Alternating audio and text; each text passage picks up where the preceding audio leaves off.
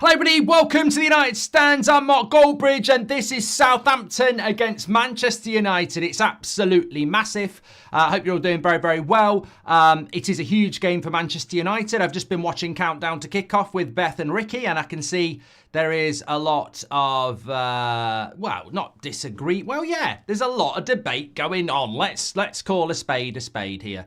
There's a lot of opinion there. Get your thoughts in. Manchester United, well, there's our score predictions. I'm not changing mine. I still think Man United win 2-0. Ricky's gone with a draw. No one's gone with a loss, which is good. I'd say Kevin Maud's were a bit ambitious. But, yeah, I mean, look, that's the Southampton lineup. Let's have a look at Man United's lineup. How are we all doing anyway? I'm pretty good, actually. Pretty good and not... I'm approaching... I mean, I've been doing a lot of therapy. You might have been seeing on my Twitter earlier. I've been doing a bit of therapy, just not reacting to the team news, regardless whether I agree with it or not, because ultimately we need to win the game. There are plenty more games to change things in the future if we win today. I think the big shock for me is, and can I just say, Rashford, you need to give yourself, not Marcus Rashford, but if you wanted Rashford to get dropped, right, you need to do yourself a bit of favour. You need to do yourself a little bit of calm. You know, the only person that gets traumatised by stress is you. You're stressing your levels out ridiculously. It doesn't mean you have to agree with it, but be calm. Accept it. You can't do anything about it. You're not the manager. There was never a chance in a million years that Marcus Rashford was getting dropped today. Should he be dropped today? Well, I'm going to say no because he's been picked. And if he scores, you look a twat if you say no. I think there's a very, very long history of Erik ten Hag giving this particular player chance after chance after chance after chance. I personally, and I tweeted it, so I'll say it to you here, I don't understand and I'm disappointed what's happened with Garnacho because from what I saw last season, he was one of our best players, scoring goals, best winger, and he's now back to being an up-and-coming bench player again. It's almost like I dreamt last season because what I saw last season was a very, very poor Rashford and a very good Garnacho. And then we start the season and Rashford's starting every game a week and Garnacho's back on the bench. And it's almost like last season didn't happen. That's my constructive two pennies worth is I don't know what has gone on from a very shit season for Rashford last year to starting the first 4 games this year. And from Garnacho having a good season last year to being on the bench. I don't really get why that's happening. But I knew Rashford would start today. And if you thought Rashford was going to get dropped and you're getting stressed about it, just chill out. You can't control it. He was always going to start and hopefully he will score. I mean, I don't know how Marcus Rashford knows the team before anybody else, but you don't drop 3 PR videos a week before the game and know you're not starting. So he was always going to start. Always going to start. So I wouldn't even worry about that. I think the big thing is the midfield. I think Christian Eriksen starting for Manchester United is absolutely... Oh, Z3 Music Official says, question from Beth. Who's better, Garnacho or Elanga? Is that serious? Garnacho or Elanga? I mean, that's like saying who's better, Harry Maguire or Saliba. Like, Saliba's way better than Maguire. Garnacho's way better than Elanga. Like, way, way better than Elanga. What people forget about Garnacho is... I mean, I'm just happen to be wearing this, by the way, but...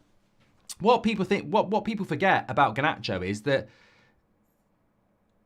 when he came on against Man City in the Charity Shield, he was our best player, like 6 weeks ago. When he came on against Fulham, he set the goal up for Xerxes. Like, he's not potential. He's not underperforming. He's just not being picked. I don't think Garnacho's done anything wrong. This is what I mean. It's almost like the brainwashing of the fan base by Ten Hag that Garnacho is now an up-and-coming youngster who needs to be managed and come off the bench. I mean, I don't understand what I saw last year then. But anyway, we're talking about Eriksen. That's the starting United lineup. Look, I'm going to give Erik Ten Hag a bit of credit here. I'm going to give him a bit of credit because Agate clearly isn't ready. Surprise, surprise, we guessed that. You know, I mean, is he a Ten Hag signing? Is he an Ineos signing? I mean, I think you've got to, you know, make your own mind up. He had started certain players straight away. Like Anthony started straight away after 2 training sessions and very little pre-season. Casemiro didn't start straight away. Varane didn't start straight away. And now Agate's not starting straight away. So I think Agate could have started. But look, benefit of the doubt, maybe he's not quite ready. So if he's not quite ready, then I'm stunned he hasn't gone with Casemiro. But I think Ten Hag deserves a bit of credit here because you cannot pick Casemiro after that Liverpool game. If we're Manchester United, you cannot pick Casemiro after that Liverpool game. He still has a part to play at the club, but you can't be subbed at half-time, cost us 2 goals, and then it's all right, you're starting again. You can't do that. There has to be a consequence to misbehaviour.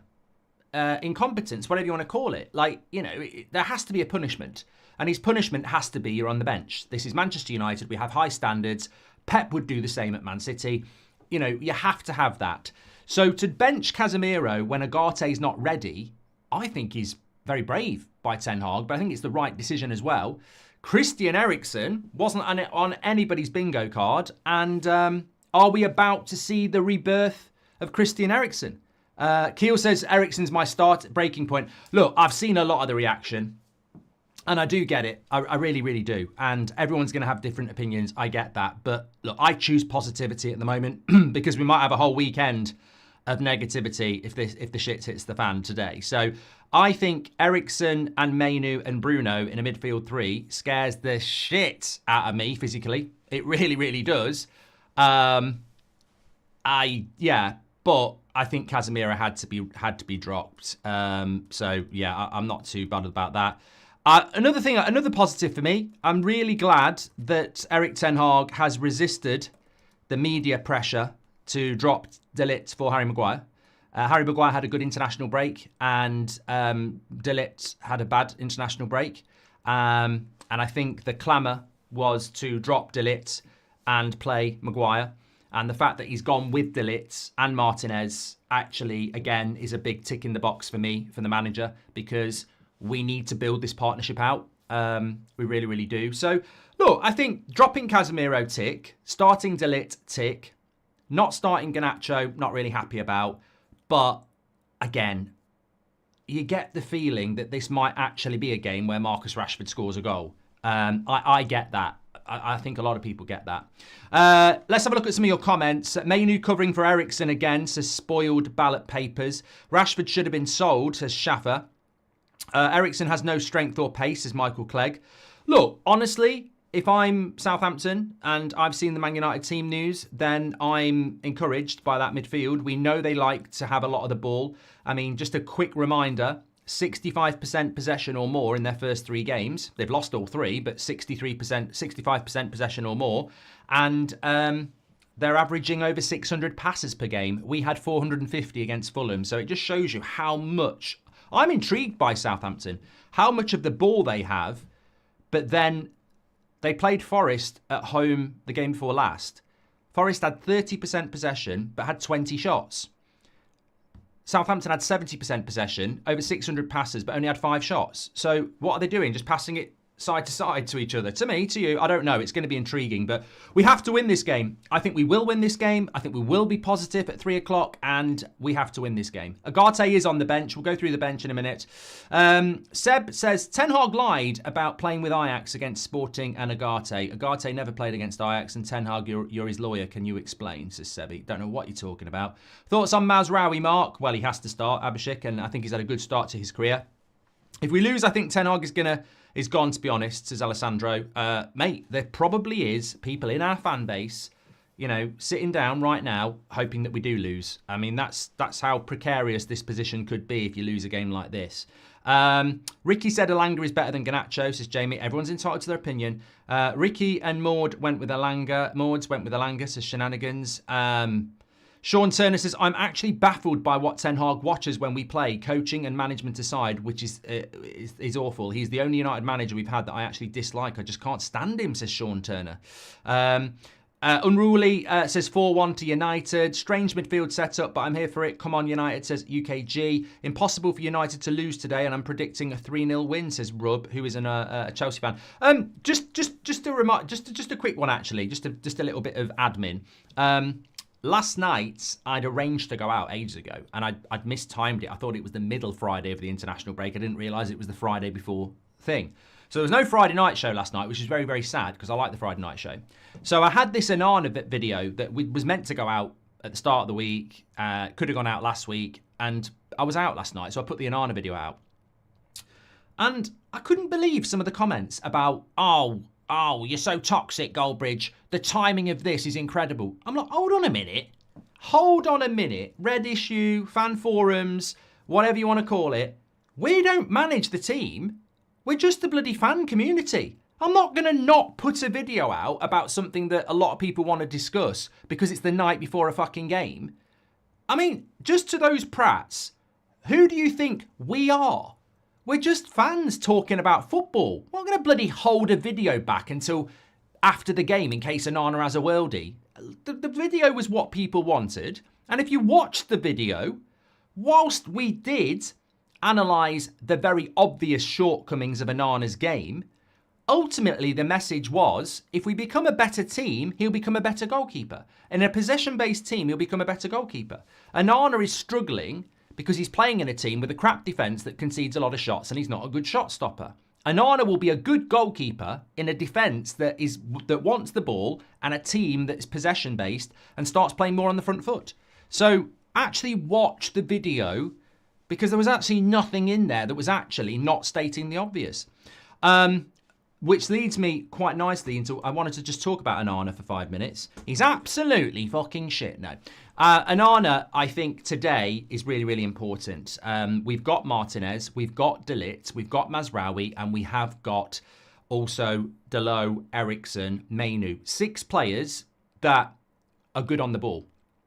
Southampton are a possession-based side.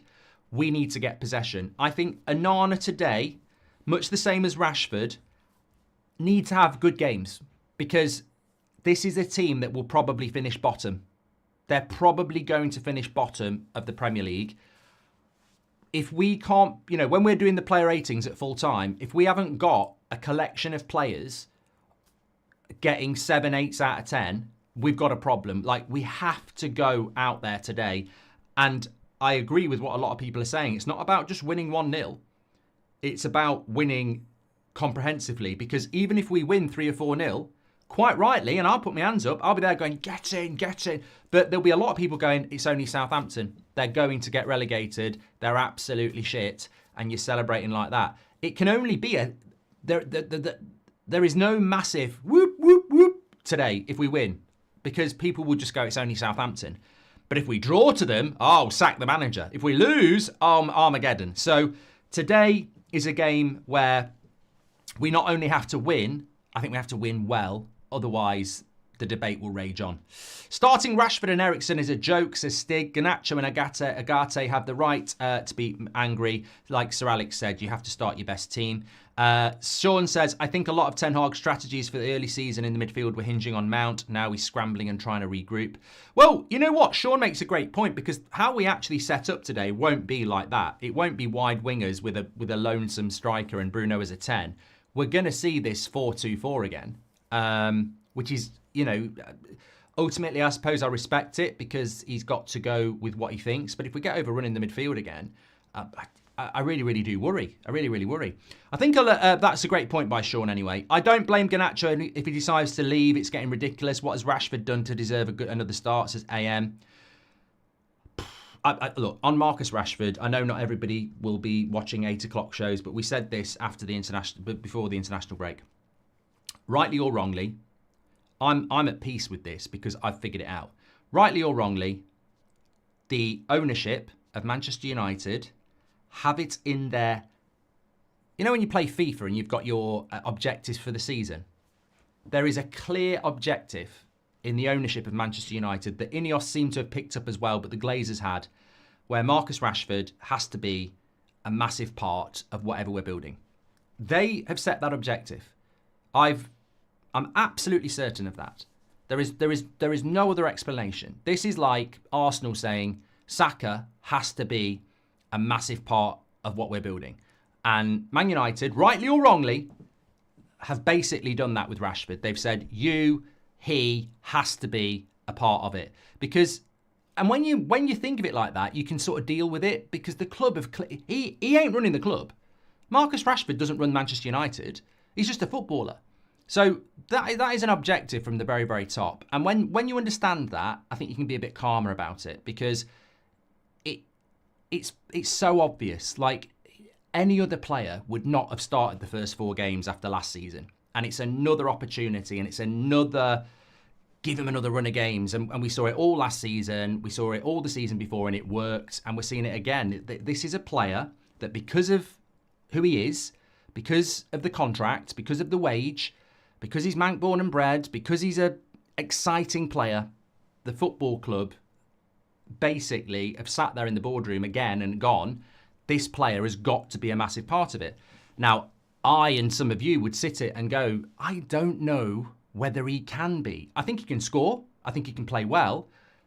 But I don't even think he's the sort of player that gets how to play in a top team. I think he's a flair player. I don't think he's a creative. And until we see that, I think that there will always be ups and downs in his career. I think he's a flair player. He's brilliant when he's on it. When he's not on it, he's very, very quiet, as we've seen. I hope we get a splendid victory today, and I hope you have a good weekend. Thanks for the daily content. Come on, United, says BJ. Thank you very much. Eriksen was on the bench for Liverpool, wasn't he? But Collier came on. Now, Eriksen starts. Make it make sense. Does he think it's only Southampton? Look, the Eriksen signing today, the Eriksen starting today, I don't think anybody on the preview or for the last few days, anywhere has said Eriksen will start against Southampton. It is odd. It's very odd. It's so odd, it could be genius. I have said about Christian Eriksen that he's done. After that Andy Carroll tackle, he's done. He's not physical. He's too slow. Look, if we see a goal today where there's a cutback and Eriksen hasn't picked up the midfield runner, I will probably rip this top off and just walk around going, I told you so, I told you so, I told you. I literally have seen that movie so many times where he doesn't pick up the midfield runner. And I look at it and I go, well, unless Bruno's going to play deep and Eriksen's going to be the 10, I don't think Christian Eriksen can play in a midfield 2. I just don't. I really, really don't. So I'm intrigued to see how this is going to work, but I'm certainly not going to judge it before a ball's been kicked. I think we're all entitled to assess it. And I think when you look at Christian Eriksen, I can't remember him playing well in the midfield for a very, very long time. I think Christian Eriksen is a number 10, and that is all he is now. So if he's playing in the midfield, it could be a big one. Our midfield is going to be even more overrun than usual, says Club 1878. You Southampton carry the second most in the league. Dreadful time to roll the Eriksen dice. The midfield screams of a double substitution. That was from Club 1878. The midfield situation, midfield screams of a double substitution in the 65th minute. More Danes in the team, so a comfortable 3-1 win for me, says Gustav. I don't blame Garnacho. I've done that one from AM United. Thank you very much. Thanks for all your super chats. Let's delve into the chat itself. Will we see some consistency only after Rasmus Shaw are back, says Chama. Look, mate. We do miss Luke Shaw. We do miss Rasmus. I want to see Agate start. But we can't keep... There is no tomorrow. There is no tomorrow. Like, we can't keep waiting for tomorrow. We must thrive today. We have got enough. We have got enough to be beating Southampton comfortably today. I want Ten Hag to stay. I want Manchester United to do well. I can't be dealing with another club cycle where it all breaks down terribly and then there's a hype of a new manager again. It's boring. I'm bored of that cycle now. I don't want it to happen. But let's be clear. There are no excuses today for poor performances. This Southampton team are odds on to go straight back down. Like, this is not the... Look, I respect the fact that they're intriguing because they have a lot of possession. I respect the fact that it's 12:30 away after an international break, and that can be problematic. I respect the fact that they are at home, newly promoted against big, massive Man United. I respect all those things, give it an element of a challenge. But when all's said and done, it's mighty Manchester United against lowly Southampton. And we can't go into this going, it's going to be tough. It's going to be tough. We've got to get a draw. We've got, these are the games you've got to win. We want to get top 4. That's what we want to do this year. As incredible as that might sound at the moment, we want to get top 4. So this should be a routine 2-3-0 win. Look ahead to Crystal Palace away next week. Seriously, that's what should be going on. Southampton have so far failed, but tried playing from the back. Will they stick to it? I hope so, Kalka, because I really don't want Southampton to click today. We're going to be run over in the midfield to Stig. Daniel Derbyshire, thanks for being a member for 47 months. K1, thanks for being a new member as well. Please do subscribe to the channel, by the way. We are on the road. Where's my fingers? We're on the road to 2 million, which is absolutely incredible. We're about 10 subscribers away from 933,000. So there is an outside chance we could hit this by Christmas, which will also be our 10-year anniversary. So please do subscribe. Bottom right-hand corner, get involved with the United Stand community. Wherever you are in the world, you're, of course, very, very welcome. And of course, welcome to you today. This is a massive game for Manchester United. We don't ever seem to not have massive games at Manchester United anymore. But trust me, I am going to talk about Ten Hag momentarily as we approach kickoff. If we lose today, I don't think he will get sacked. But if we lose today, I think he will be sacked. And people will go, oh, here we go. What's he on about? What I mean is, I don't think the loss today would sack him, but I think the loss today would make it impossible to turn this around. So it would be coming at some point in the next few weeks. So I don't think they would actually sack him tomorrow if he lost today. I might be wrong on that.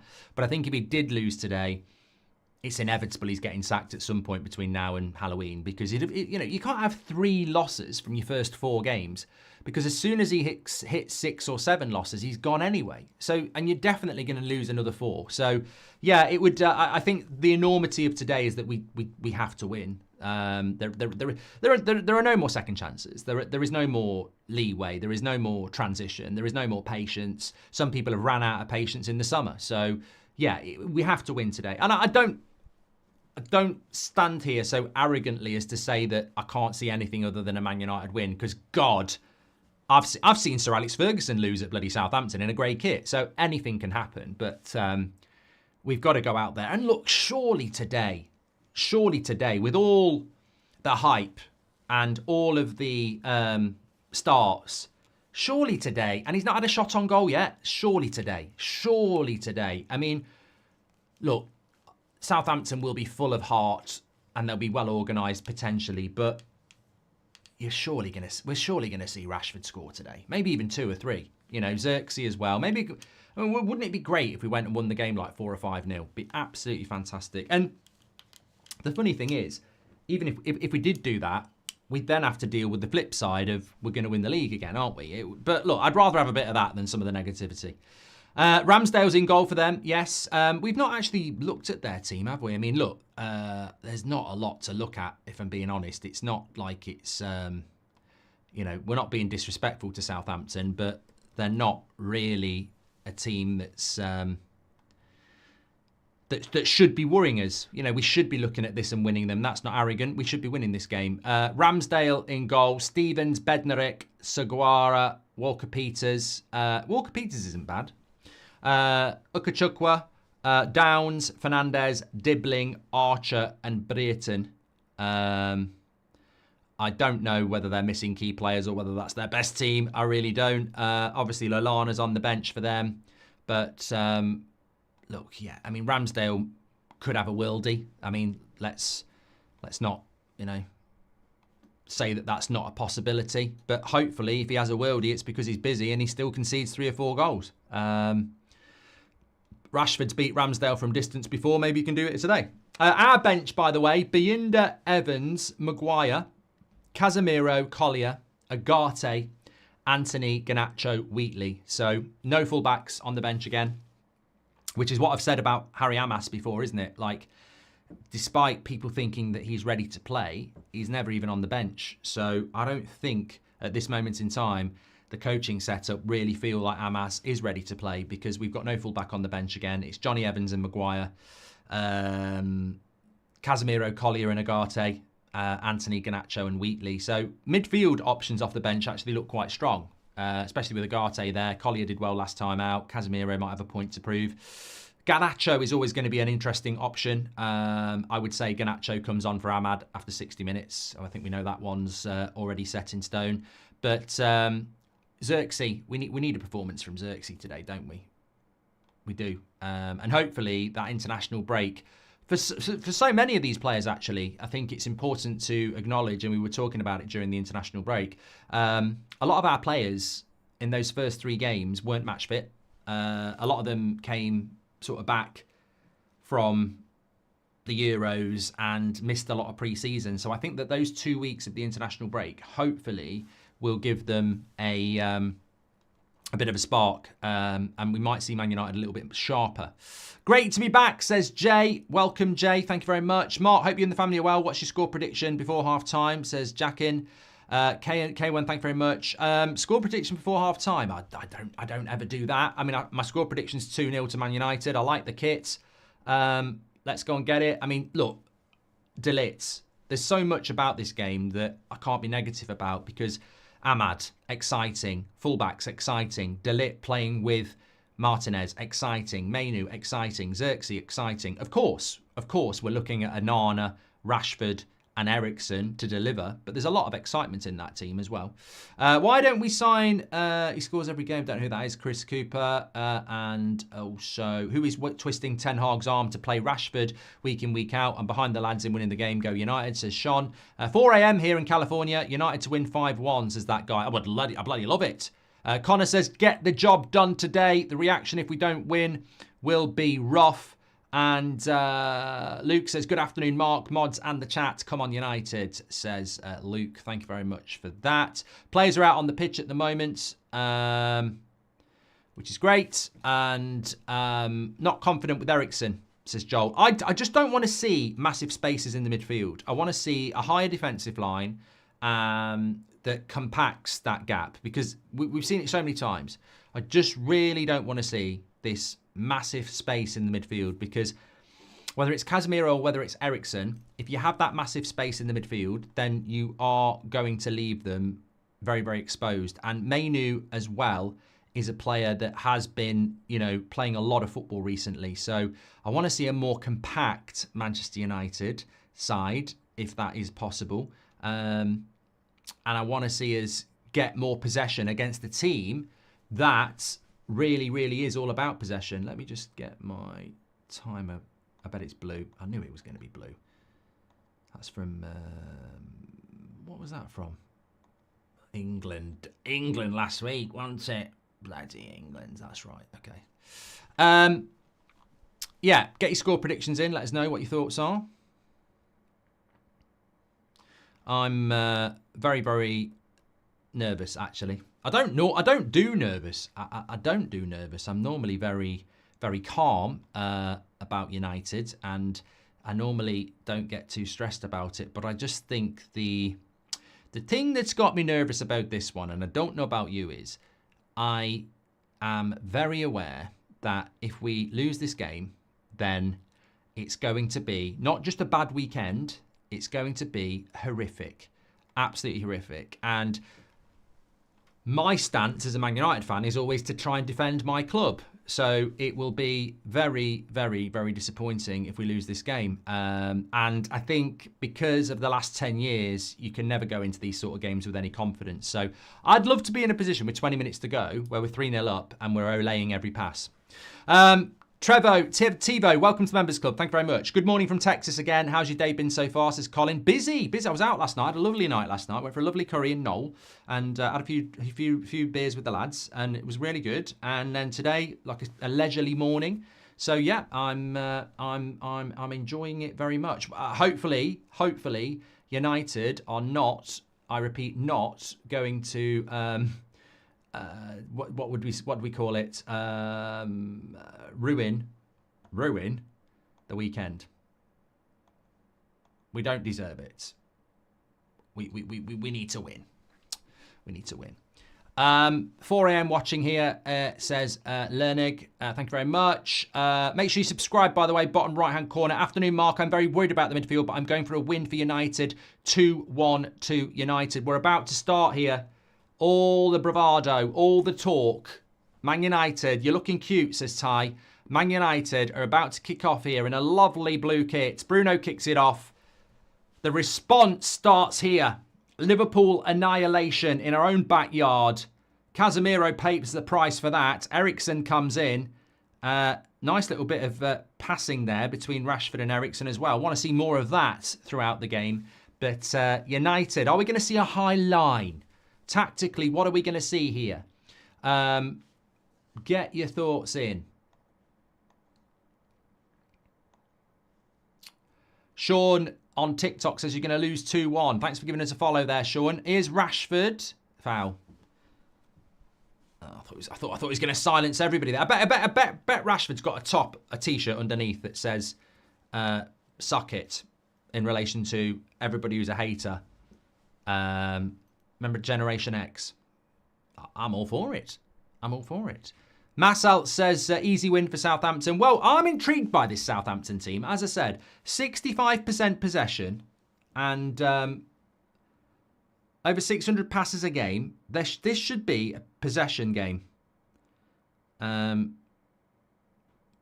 bullied off the ball there from a pass by Bruno. But there should be a lot of chances here today. Should be. I got a raise at work, says Samir. Hoping to celebrate with a big win. Congratulations, Samir. John says, I don't see United losing this game, although I'm not excited to see Eriksen starting. He's past his best, says John. What minute do we think Agate is going to come on? I mean, you say what minute's he going to come on? I almost feel with foul on Ligt there. I almost feel with Ten Hag, he might not bring him on. I mean, I've seen people in the chat saying it's clearly Agate is not a Ten Hag signing. Well, I don't think that's true. I think we'll see him in, but as Sam says, we might not see him till the 85th minute if we're winning. If Erik Ten Hag wants inverted fullbacks, why they have running up the flanks? If Ten Hag wants to invert fullbacks to overlap, why is he asking Mainoo to attack as well, says Steve. Big response needed today, says Zach. Clean sheet as well. What's your score prediction, says Booker on TikTok. I've gone 2-0 like Chelsea fan 1. 2-0 to Man United. Southampton here just starting to get the ball around. Quite like the shape of this team. It's Xerxes on his own up front with Bruno dropping into more of a 10 position, and it's Eriksen and Mainoo together in a 2, and then the width from Ahmad and Rashford. I like that more than the forward front press. But Southampton having a bit of the ball here. Ghost Stories is watching live from Tenerife. Lovely stuff. Sounds great. Thanks for the follow, Chelsea fan 1.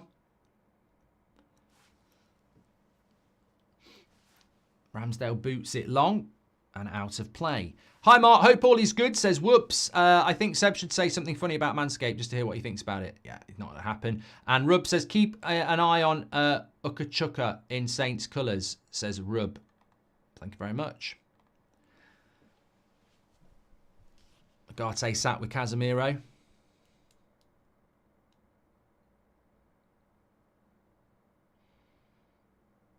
Wumsy says Eriksen starting is such a surprise.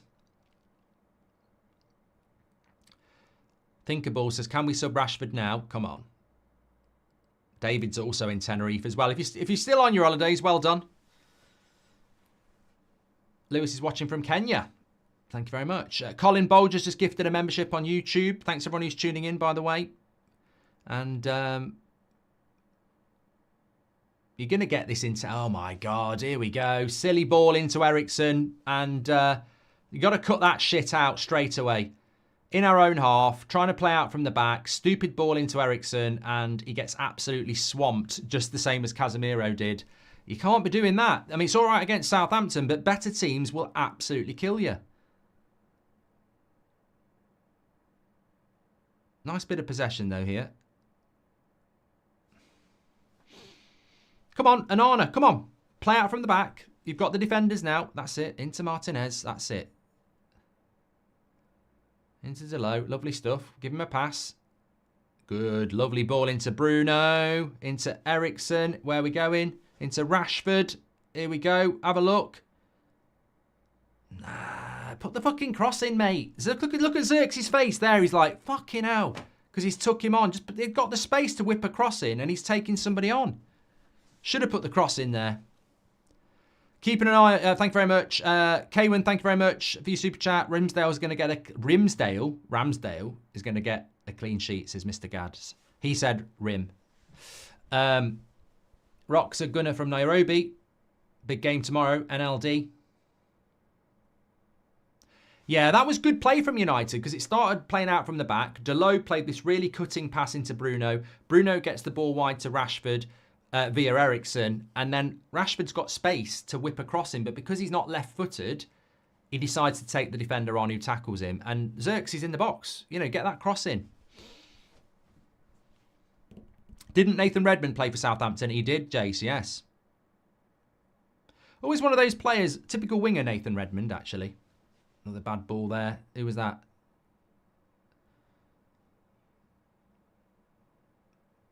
Come on.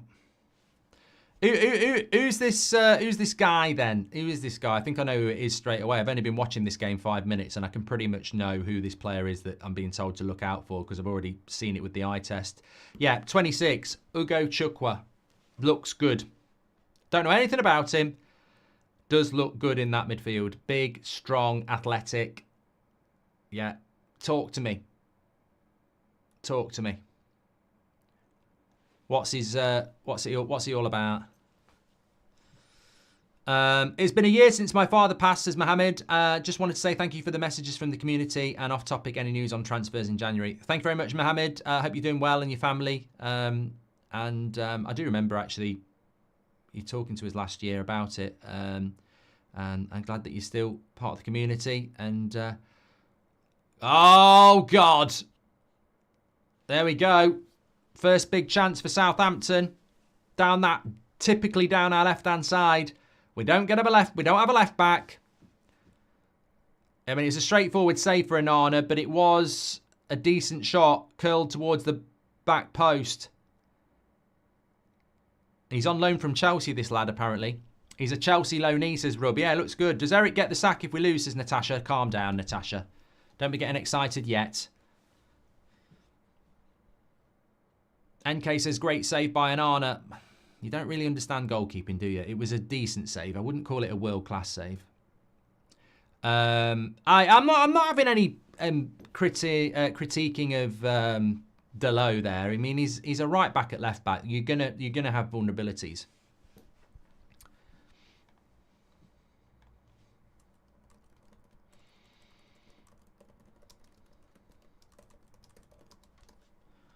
But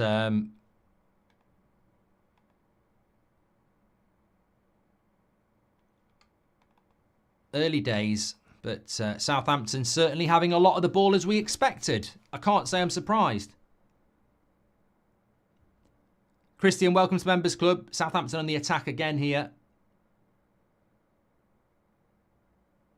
Well in Ligt.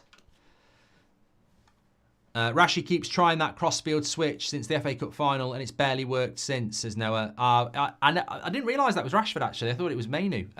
Yeah, it's not a great ball. It worked in the FA Cup final, but it's not one. It shouldn't be in your repertoire every bloody other move. Like, you know, if it's on, it's on. If it's not, just play a simple pass. Keep possession. Keep possession.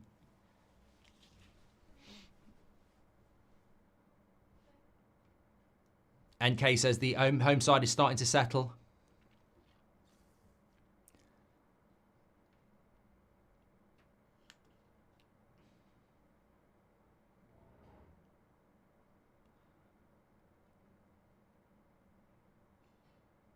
He just ran off Rashford. I mean, fucking hell, mate. He just ran off Rashford there. He starts here, plays it, Rashford lets him go, and it's just a simple 1-2. It's like a fucking wall pass. That's terrible. Did you see that? You know what I'm talking about? There's a player here. He's got the ball. Rashford goes to him. He plays the pass and jogs. And then it's just a wall pass because Rashford leaves him. Good save by Onana. Let's have a look. Yeah, he's going to save that. He's going to save that. But still a good save.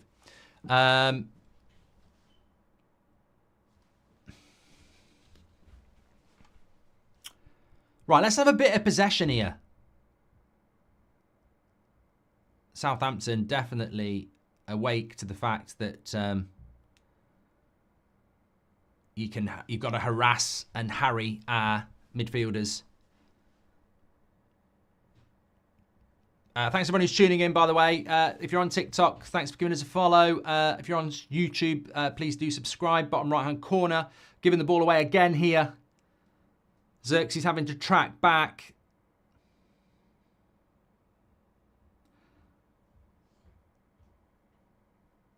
And everyone's got back into position now. My local team just signed Juan Mata, says Dominic. Is that in Australia?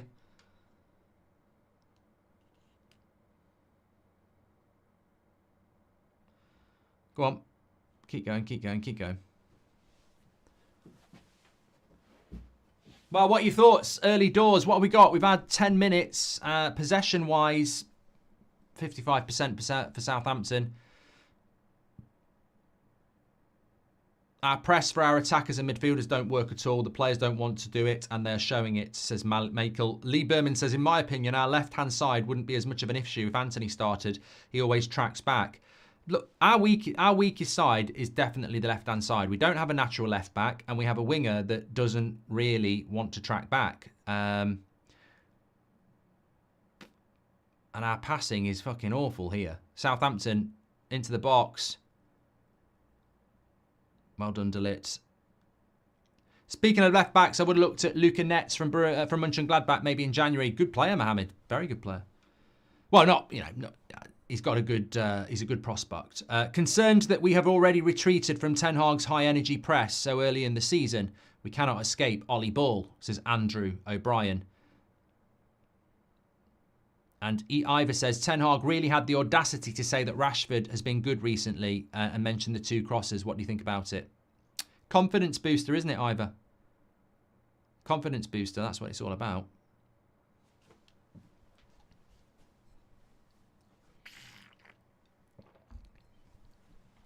Look, we very rarely play well, and also it's straight after an international break. So I didn't, it's not, and it's 12:30. So there's probably going to be a little bit of sluggishness. You've got to get through the first 20 minutes of any away game in the Premier League anyway. But I would hope that in the next sort of 10 minutes, we'll start to get a bit of a foothold in the game. Hope. Colin says, if Ten Hag doesn't see that playing Rashford over Garnacho is not going to get him the sack time he deserves to be, have to play form players, says Colin. Good take by Bruno. Didn't look like a foul to me. Referee has played on. And there's Southampton again. Thoughts on Robinson at Fulham? Yeah, I like him, Tom. I do like him. We haven't got a left back. We don't have a left back, so. Austin says you're getting outplayed by Southampton. Mate, we're not getting outplayed by Southampton. Southampton are having a lot of possession. And if you do your homework and actually know about football, you would know that Southampton have had massive possession in every game they've played so far. And yet they've lost every single one. So there is no way that I didn't expect Southampton to have a lot of possession. And we've only played 14 minutes. So I just think we've got to settle into the game, don't concede in the first 20 minutes, and then start building into the game. But we've got to look after the ball a lot better. Dreadful, nearly our full-strength team, and we're getting outplayed. No Agate, still Rashford favouritism. Will be the killers here. Awful, says David. Nice ball into Eriksen. And some nice little passing movements there. David's not happy, though. Adaridge says that Rashford is evidently down a yard of pace and is perpetually sulking. Downfall of Ten Hag. I don't see how this performance gives Ineos the game plan they wanted to see. And 90 Stephen says, I'm embarrassed that we're parking the bus. Here's Bruno into Ahmad. Bruno's the edge of the box. Bruno's edge of the box. Bruno's edge of the box. Still Ahmad. He's going to... Eriksen. Xerxes! Oh, what a chance. Oh, what a chance. What a chance. I think it's one of those where you're at full stretch and you're trying to get something on it. It will look like it's a sitter, but to be honest, Eriksen puts the cross in. He's probably got to score. As a striker, you've probably got to score that. He is stretching. Goes with the wrong foot as well. Should have gone with his left. He is at full stretch, but you want to be scoring that.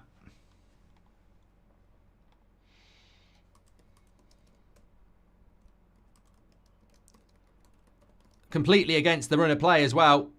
First real opportunity for Man United, and it was that quick. All came from Ahmad as well. All comes from Ahmad.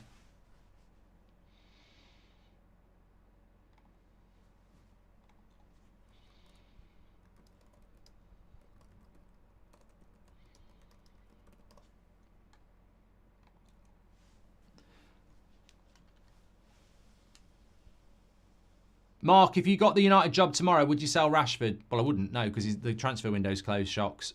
Oh, lovely play. Lovely play. Xerxes into Ahmad. Here he is again. Danger man. Where's he going? Edge of the box. Lovely ball. Let it go. Delo. Gives it to Rashford. Overlaps the ball. Lovely ball. Into Delo. Here we go. Cross is good. Corner. Better, better, better, better. Good play. Good play. That was lovely. Nice, lovely ball into Xerxes. One touch. Into Bruno. Out to Ahmad. Better. See what I mean? We're building. Building now. M35 loves men. Well, fair play, mate. That was the best bit. That was some decent play there from United. God. Thank God, at last. Mainly shouldn't be starting at the moment. Looks tired, says Bees. Are you going to come to Norway? Love to meet you, says Ivor. I'd love to come to Norway. We've started like we need to kick up the arse, says Steve Woodley. Right, here we go. Corner. Ericsson. Can he beat the first man? Doesn't normally. And doesn't this time. Bang! Ooh. Tekers from Mazraoui. Didn't get any power on it, but did get it on target. Fell to him on the edge of the box on the full volley. Should have scolded this. Went with placement. Southampton making you look bang average, says Mark Homer.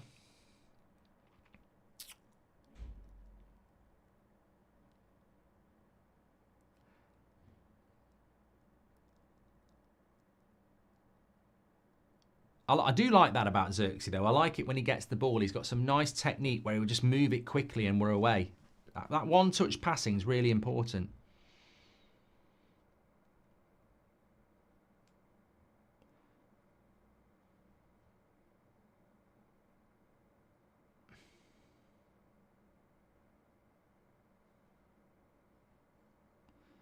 Where's Rashford going here? He's playing up front.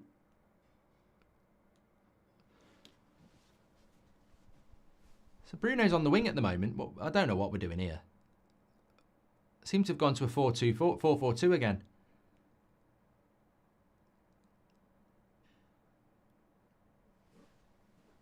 Rashford and Xerxes and Bruno's gone left wing. Definitely a formation change here.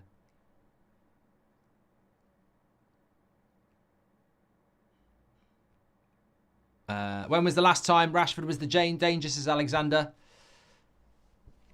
JB's just packed Thierry Henry. Well done. Ronaldo and Sancho is the reason we aren't playing well, says Daniel. Here we go. Southampton, though, down the left-hand side. Good play. Oh, my God. Good play. Get rid of it. Well done. Well done. Ahmad, is he going to have the legs? He has. He's done well. If he switches it now, Bruno, this is going to be it. Get it in, Bruno. No, he ain't got the pace. He ain't got the pace. Ahmad again. Lovely. Lovely play by Ahmad. Southampton had a good chance at the other end. Walker-Peters skins Ligt, and it's actually Ericsson who's there for the cutback, which is good. But look at this ball by Mazraoui. And then Ahmad's strong.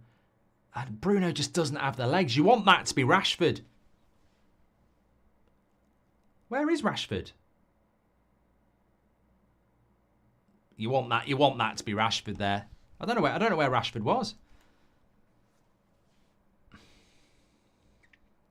When do you think Agate will come on, Philip?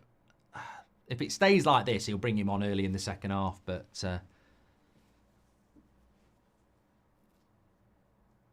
corners need to be on Ramsdale's head. Terrible at claiming crosses, says Blicky94.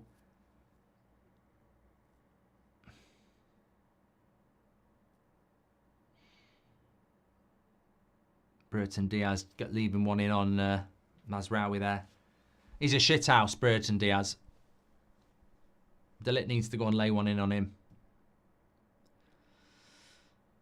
Eman says, if we lose this Southampton, Eric's going to get the sack.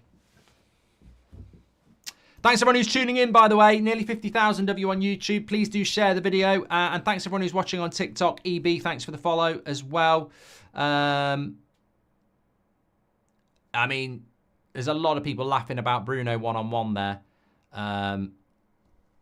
Yeah, I mean, it was almost like he was running through porridge. Bruno's not the player that you want to be sprinting through one-on-one with, really. It's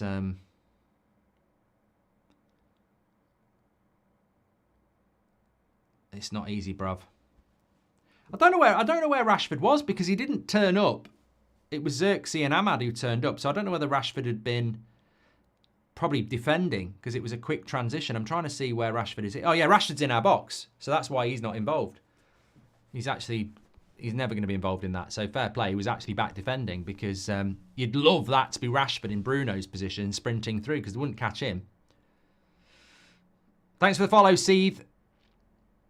Our identity is counter-attacking football, says LA. Mate, I don't think identity is something we should be worrying about when we've lost 2 of our first 3 games. Today, it's about getting a win and rebuilding the season again, unfortunately. So, yeah, I'd love to see an identity, but I want to see 3 points, really.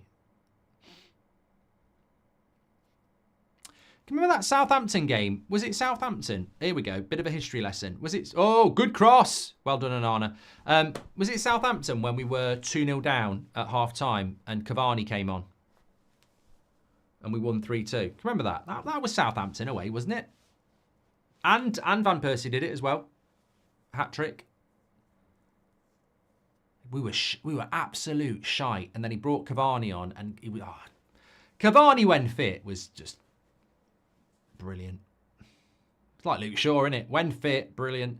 Rashford would have been caught offside, says David.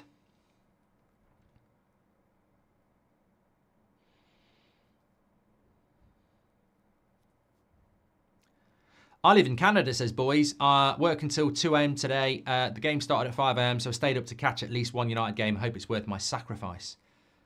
Thanks for this follow, Risley. Well, can't really tell you anything at the moment, mate. It's been quite an equal game, I would say. We've had the best... Oh, my God. What's going on here? Bloody brilliant defending by Ligt, that. That was a brilliant bit of defending by Ligt. I don't know how he's managed to clear that, but Delot got done, and then Martinez didn't come across, and then Delot thought he was going to come across, and it ends up with a very, very, very... Look at this. Look at this clearance from Ligt. It does really well there. But Delot and Martinez, just communication there, terrible. But, you know, people saying, like, Lyndon says, what's Delot doing there? We need a bloody left back.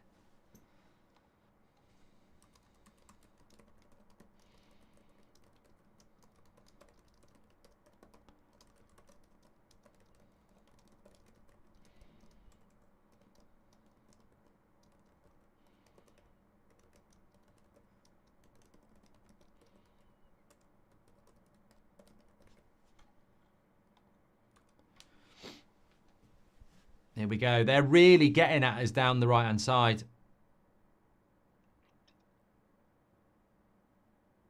Where's the pressure on that cross? I'm telling you, Delot and Rashford down that left-hand side, it's just exploited, exploited, exploited. Someone should be going to that cross there. You can't give a guy in the Premier League the chance to put his foot on the ball, look up, and then go... This is the fucking Premier League. This is the Autobahn.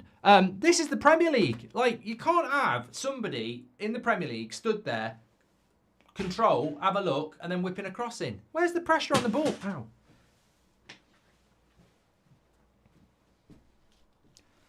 This is Shiza. You've got to do better than that. No, but we're getting exploited down the left-hand side here. Our left-hand side. We need to close in on their wingers, says Ryan. Mark, I'm struggling to understand his selection, says Oliver. Joey doesn't understand what Ten Hag sees in Rashford. He's fell off so much. They're going back post because they know, says Ahmad. Rashford, I've done that one from David. Here we go again, look, down the right-hand side. Down their right-hand side and down our left. Time and time again. Rashford's pressing is like Pep brushing his hair, says the Duke. I know what you mean. I know what you mean. There we go. Midfielders, look, getting stuck on the ball. I'd get Agate on now. He's booking Mainu. Has he booked Mainu? Oh, for handball. Yellow. I mean, it was a strong tackle from the Southampton player, but it was a strong, fair tackle. And he's pulled the ball with his hand.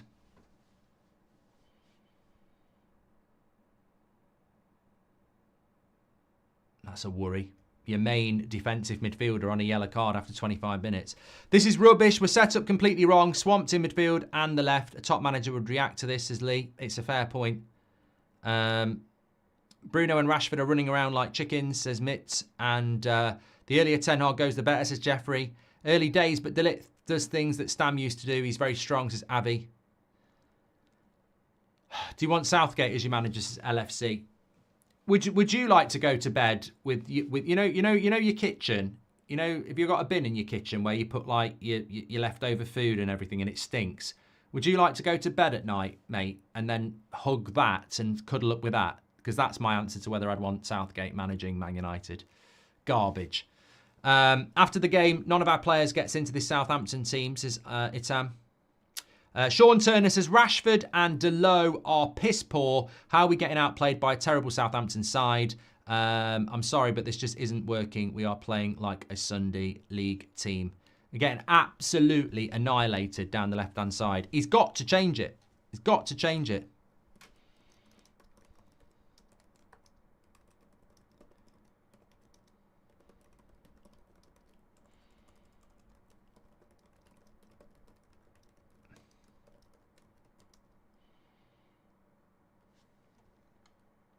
Got to change it. This is what happens when you don't have a left back, though. We haven't got a left back. Who goes into a fucking season? Free header. Should have been 1-0. That's the chance for Southampton. Cross came in. We're meant to be getting better at set pieces. Completely unmarked.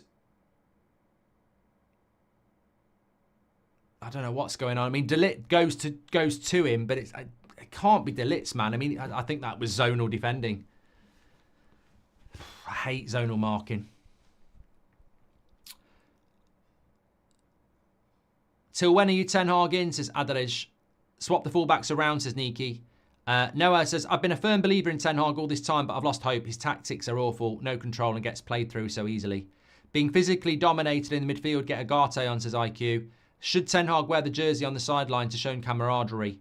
And Kizza says, I just came home and started watching. Can already see that Delo needs more help. He's getting overrun, mate. Absolutely overrun.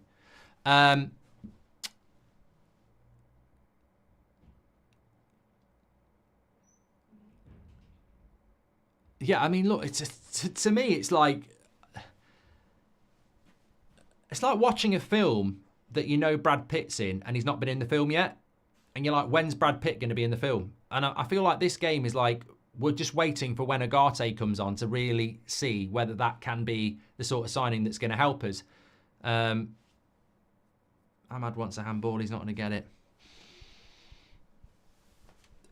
You know, this feels like a holding space for me. It doesn't feel like this is the plan. It feels like hopefully this will be okay to get as a result. I mean, Eriksen and Mainu is never going to fucking work, is it? Even if we were winning 5-0 now, you would never go Eriksen and Mainu's the plan. Like, it's just not going to be the plan. So,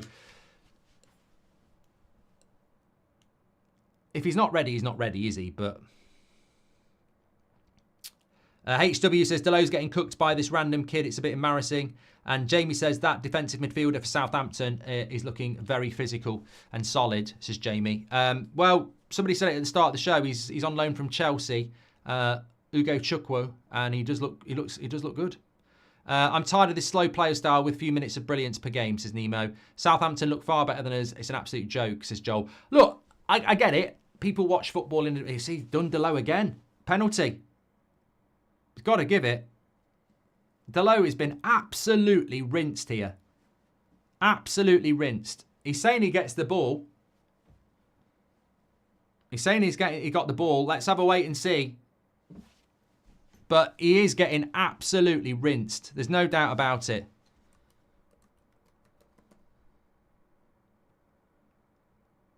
Outside the box. Is it outside the box?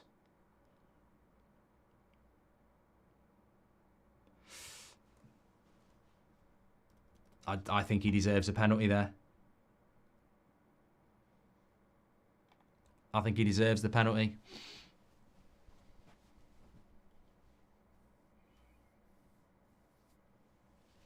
It's been coming out. I mean, I literally just tweeted it about 3 minutes ago. You've got to change it. You've got to change it down that left-hand side. He's getting no support, Delo, from his winger. And he's getting absolutely toasted himself. Red Army says, football is a disgrace to Manchester United. Edge of the box, counter-attacking, no pattern of play. Why are the centre-backs so deep? About as entertaining as a dirty sock, says Jake. And would you take Big Ange, says Natasha. 71% possession to Southampton is a disgrace, says Kizza. I'm tired of this slow play style with a few minutes of brilliance, says Nemo.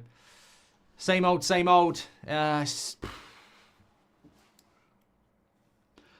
Unfortunately, many of you have been proven right. You know, you were moaning about certain players starting who have not shown up again. But it ultimately will fall onto the shoulders of the manager. You know, I said this after the Brighton game. I want him to do well. I don't want to sack another manager. I don't want to go through all this shit again. But, you know, I can't keep him in a fucking job the same way no one else can. He's got to start picking the right people. Is Rashford playing? Not heard his name, says Josh. We are getting hammered down the left-hand side. Delo is having a crap game, but Rashford's doing nothing. You've got to be like another fullback, mate. If that's the way the game's going, you've got to defend. You can't, you know, Delo's a weakness. You've got to put someone there. Saved! Onana! Oh, come on! Get in! Big save from Onana. Well, I tell you what, get in. He's made a good save there. It's not a great penalty. But I tell you what, a bit lucky. Bit lucky there. Sort of scuffed it, Archer, into the bottom corner, but Onana's got his hand on it and saved it. Was not expecting that. Fair play.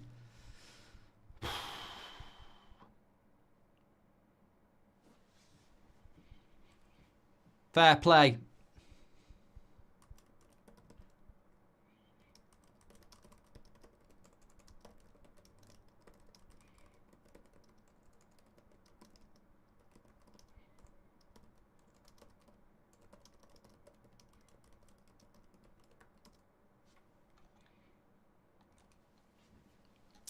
We are lucky because Southampton probably deserve it, but it was a stonewall penalty, but it wasn't a great penalty, and Onana keeps us in the game. What we've got to do now for the next 10 minutes is get Rashford to get back and help Delo, who is not a fucking left back and is a weak link. We can't leave Delo exploited like he has been for the last 20 minutes. Delo playing out of position. Well done, Luke Shaw, says Sean. Bring Agati on before half-time, in my view, says Joel. Can you sack a manager at half-time, says Ahmed. Here we go. Xerxes. Into Rashford. Into Xerxes. Oh! I think Ramsdale might have made a save. Good play. Didn't really get hold of it, but it's nice. It's nice play between Rashford and Xerxes. It is. That's a good save by Ramsdale as well. That's going in. Good save. Good save. That was going to go. Onana must have watched your critique video, says Jide. I give Onana some stick, but that was a big save. Very big save, Chris. And going to toe-to-toe with Southampton is embarrassing, Nigel says. Rashford's been anonymous as usual, and Delo's having a nightmare of a performance. We need to improve massively. Well, that was better, Nigel. Here we go. Corner's gone short. Bruno. They're queuing up! Yeah!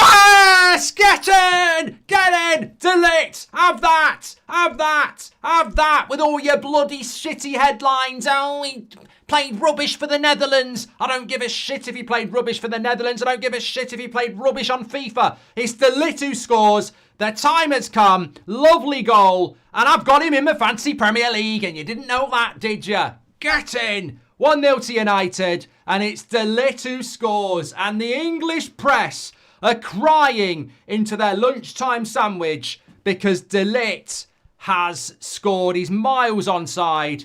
It's a lovely cross by Bruno. And it's a great header. You can't save that. Urgh, have that. Onana at one end. De Ligt at the other. Champagne. Champagne. Oh, I wouldn't say it was champagne football, but it's a big goal for United. Have that, haters.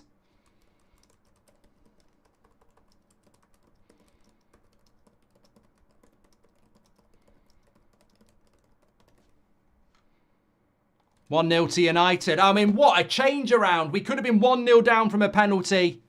Onana saves it. Let's not forget that. And then from a corner, Bruno Fernandes, back post. We had a very... I'll tell you what, you talk about set pieces. Talk about set piece coaching. You know what? We're very easy to be negative. That was straight from the training ground. The way we worked that, Eriksen doesn't take the corner into the box. He plays it to Bruno on the edge. Southampton come out. Overload on the back post. Lovely cross. 3-on-1 on the back post. De Ligt. Very well worked. Very well worked. Aldi manager in Harrods League, says Z. And sweet sugary De Ligt, says JJ, or Delight. Getting De Ligt back of the net, says Seb. Rashford thanking Ten Hag by getting him sacked, says Jims. Do you think Rashford should go in the midfield so we can profit of his technical brilliance? De Ligt again. He's having a good game, De Ligt. He's having a good game. He's made some very... I mean, I think that's 3 clearances I've seen De Ligt make now from decent crosses into the box.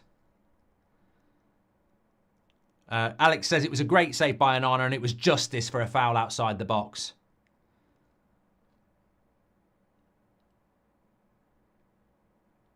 No, don't lose it there. Come back, come back. Keep the ball, keep the ball, keep the ball, keep the ball, keep the ball. Centre, Mainu. No, calm down. What's that, Bruno? Oh, it's all right, Ahmad's there. Right, calm down now. 8 minutes to half time. Calm down. Calm down. Control Alt Delete, says Stevie. We love that. Rashford's gone down the middle now and Xerxes gone to the left.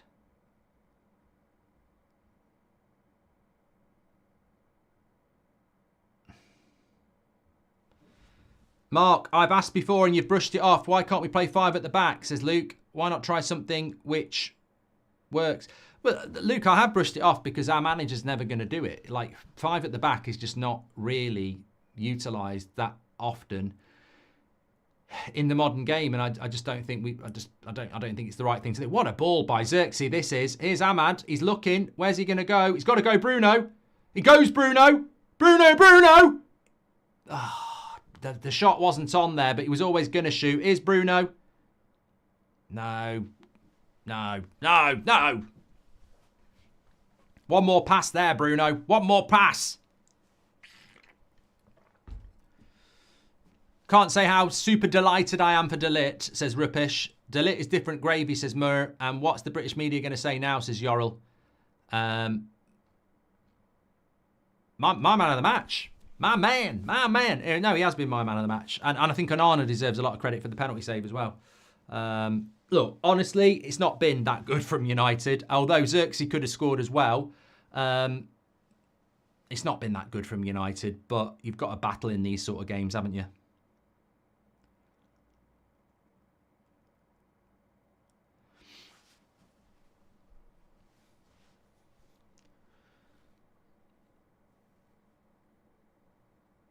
De Ligt looks solid, says Sod the Lot on TikTok. Thanks, pal. Thanks for the follow.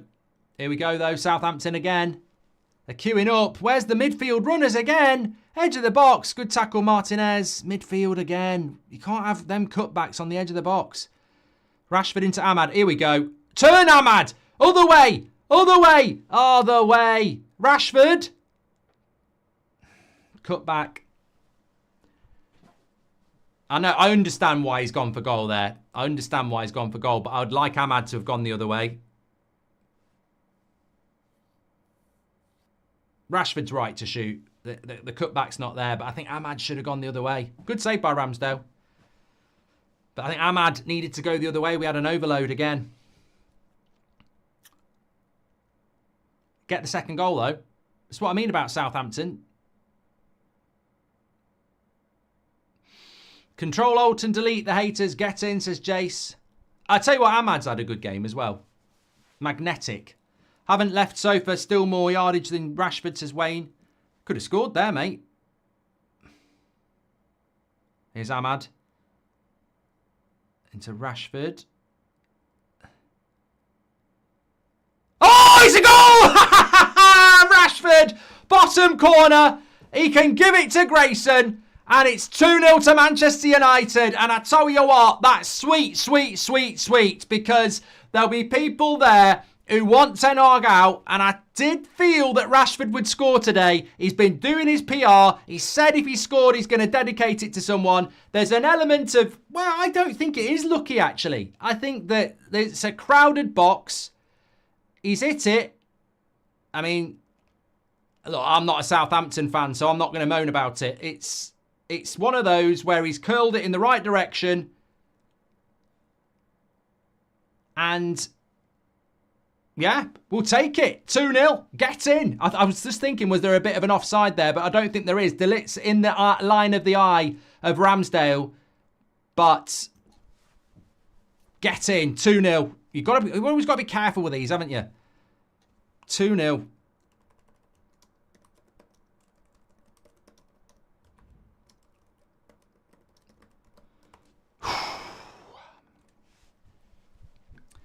Yeah, no VAR. 2-0 to United. Lovely stuff. There we go. Well, that's it, isn't it? You know, Southampton probably feeling a little bit down after the first goal. Second goal, get in there, get the buffer. And it just always had that feeling that Rashford was going to score this week. And look, he's not. Interestingly, he's probably not had a very good game. But the last 5 minutes, he had that chance that led to the corner. And then he's picked it up on the edge. Ahmad again. Lovely. That's a copy of the goals from his training videos, says Zeno. And yeah, pundits think Maguire is better than De Ligt, says Ardash. Gabby Bonglahor is fuming now, says Stephen. And do you really think our manager has any clue what he wants on the pitch? Looks like he's just winging it and getting lucky so far, says K1. Ahmad's been solid with decision-making today, says Tamba. It's another corner for Man United. Can't be mad with Ahmad. I'm delighted for De Ligt, says Christopher. Let's see what happens with this corner. It's Ahmad on it. It's headed away.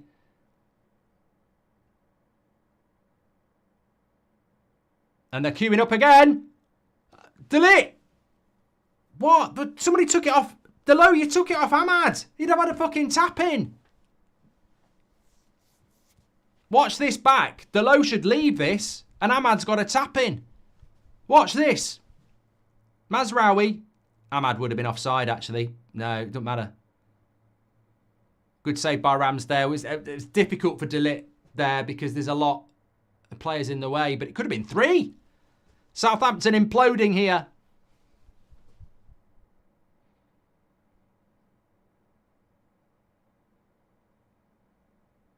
And United playing with a little bit of confidence now.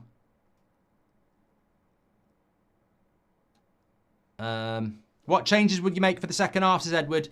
Well, I mean, look, I'd love to see Agate on the pitch. I'd like to see Garnacho get on as well. But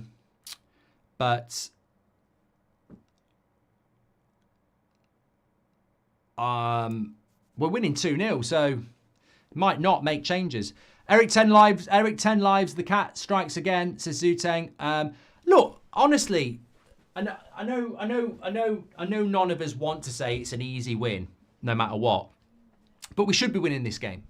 And people will quite rightly say, even if we go on and win 9-0, people will say it's only Southampton. So we have to win this game. It's not like if we win this game, everyone's going to go Man United are the real deal. We've got Crystal Palace away next week, which is a tougher game.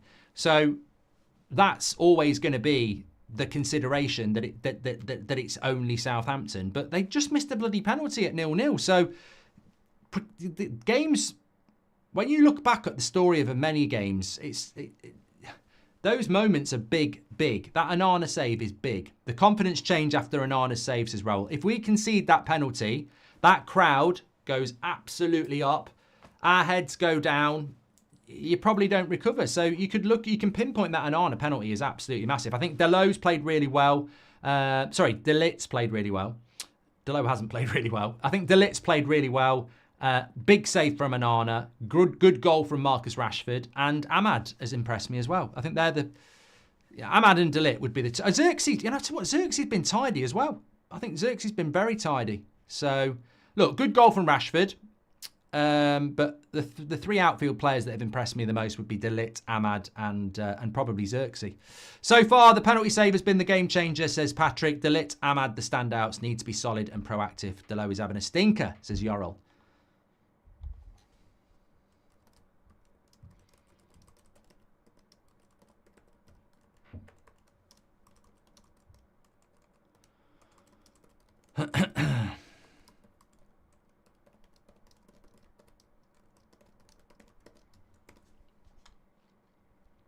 Just so important. Look, but you know what? I'm starting to think, just so important that we win this game. I mean, yeah, but we haven't won it yet. Like 2-0 is a dangerous scoreline. They're at home. Still for me, need a little bit more in the second half.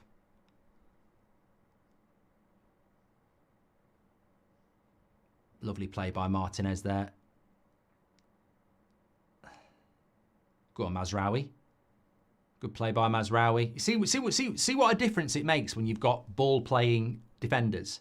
Like Martinez there, calm. Held on to it for a bit long. Mazraoui, calm. De Ligt, calm.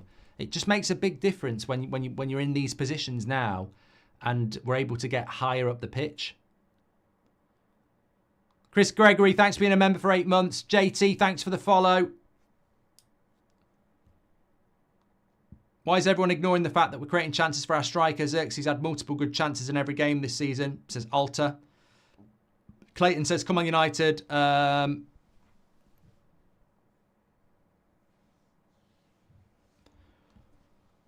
for the follow, Kurt. Interesting half, certainly.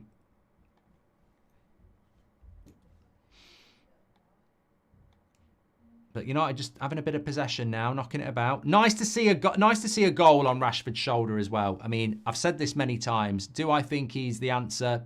I'm not so sure. But do we need him this season? Oh, of course we do. I mean, and he's going to continue to get picked. So if he can contribute, then it benefits us all. I don't really get the almost insistence that he's completely useless. I think we need to get stuff out of him, and that goal's important, very important. Overall, I don't think he's had a brilliant half, but there have been flashes, definitely. The midfield worries me a little bit. Yep. I mean, Mainoo's on a yellow. Eriksen, I wouldn't say has worked incredibly. But when you've got a 2-0 buffer, it makes a difference, doesn't it? Josh says, I've heard his names now. James Black, welcome to Members Club. Mainoo looks tired. I hope we can see Agate in the second half. I mean, it'd be a lovely... I tell you what, I don't think we're used to this. United lucky, according to Joe Cole. Yeah, he's blabbering twat. Got to give credit to Mazraoui. He's been the most consistent signing for me, says Mike. Bye. Cheers, mate. See you in a bit. 2-0. Yeah. That's it, half-time, and it's 2-0 to Manchester United. Look, I think story of the half for me, Onana, that penalty save changes the game. I think De Ligt's had a great game. I think Ahmad's played really, really well as well. Obviously, the cameras are going to go to Rashford, and it's important for him to score. But, you know, fundamentally, we've moved past that, haven't we? As in football, it used to be you score a goal, you get man of the match. I think we all know the story of that game is that, you know, for half an hour of it, United were in a bit of problem. they're in a very big problem when Dalot gives what is a stonewall penalty away. Onana makes a big save, and then in a matter of minutes, we're 1-0 up from a very well-worked set piece from Ligt. Again, another good chance, good save by Ramsdale from Xerxes from the long distance, then from Rashford, and then from that corner, Rashford bends it in 2-0, breathing space, and we're in a position as United fans that we're not normally used to, where we're away from home, and dare I say it, in a strong position to go and get 3 points at half-time. There's still a lot of work to do in the second half. I would like to see Ugarte come on because, you know what, I think about United over the last sort of 5 years. When we do make signings in the summer, they're always saviour signings, aren't they? Even with Ronaldo, it was like, when's Ronaldo going to play? We need him. When's Casemiro going to play? We need him. And it would be nice for Ugarte to come on with half an hour to go when we're 2-0 up and come into a team that's winning. You know, this is what Man City do. They buy players and they feed them into a team that's winning instead of throwing him in when you want a 2-0 down. So I would like to see Ugarte coming on for Mainu at 2-0 down, at 2-0 up, and, you know, with a team that's confident, that's knocking the ball about. I mean, that would be the dream, yeah. Zico says Xerxes link-up is great. I really like what I've seen from Xerxes today. I think he definitely deserves a shout-out. I agree. Eric Ten Hag needs to sub Kobe for Ugarte, as when Kobe's tired, he makes silly fouls. Says Ryan, yeah, we can't afford a red card. A very good point. Let's hear the Onana haters, says Dusty. I don't think there are Onana haters. I mean, we did that video last night, and I was saying that, you know, fundamentally, some of his goalkeeping attributes aren't great, and that's not changed by the fact that he saved a penalty. But to get the best out of Onana, we need to have less shots on our goal and more possession and play out from the back. And what I have liked today, in part, is that you've got Mazraoui, De Ligt and Martinez who really are comfortable on the ball. So if we can become more progressive possessionally, then we will see a better Onana. Eriksen's been our best midfielder today, says Chiri. Mate, I really don't look at that midfield and think that... look, honestly... over the moon that we're 2-0 up. I'm not sure everybody in our fan base is going to be over the moon that we're 2-0 up. I think those that want Ten Hag out when the penalty's there and it's saved and we're suddenly 2-0 up, they're probably going, I thought today might be the day. I get that. You might want to take this loss to get Ten Hag out, short-term pain, long-term gain. So let's not pretend the whole fan base are like jumping up in the air going, this is amazing. There will be people out there that have almost been offered the pudding and then taken away. You know, we're playing shit, we concede a penalty, and you think, we lose today, we get rid of Ten Hag. And there'll be people that were very, very close to thinking that was going to happen. And in the space of a few minutes, you know, Onana makes the save, De Ligt scores, Rashford scores, and it's 2-0. So, look, I don't think everyone's going to be over the moon with it. And I think as part of that, you've got to analyse the performance and say, as much as I'm really excited by De Ligt's performance and Xerxes and Ahmad, and it's great that Rashford scored and it's great that Onana's made that save, there are positives. It wasn't vintage. It wasn't great. And honestly, Southampton had, at one point, nearly 70% possession. We've turned that around in the last 10 minutes of that game. We got hold of the game when we went 1-0. I'd love to know what the stats were at like half an hour, because it would have been very, very different to that. But I think midfield-wise, they probably have been better than us in the midfield. We've been okay in the midfield, but I don't think we've got hold of the midfield. And they absolutely annihilated us down Dalot's side. Now, I felt sorry for Dalot because, yes, he got one-on-one skilled a few times, which is on him. But also, I don't think he was getting the support because we were trying to use Rashford high up the pitch, which is what Ten Hag does. You know, tactically, people moan about Rashford not tracking back. He ain't stood there going, nah, I'm not going to do it. He's standing up the pitch because Ten Hag is saying stand up the pitch for the break.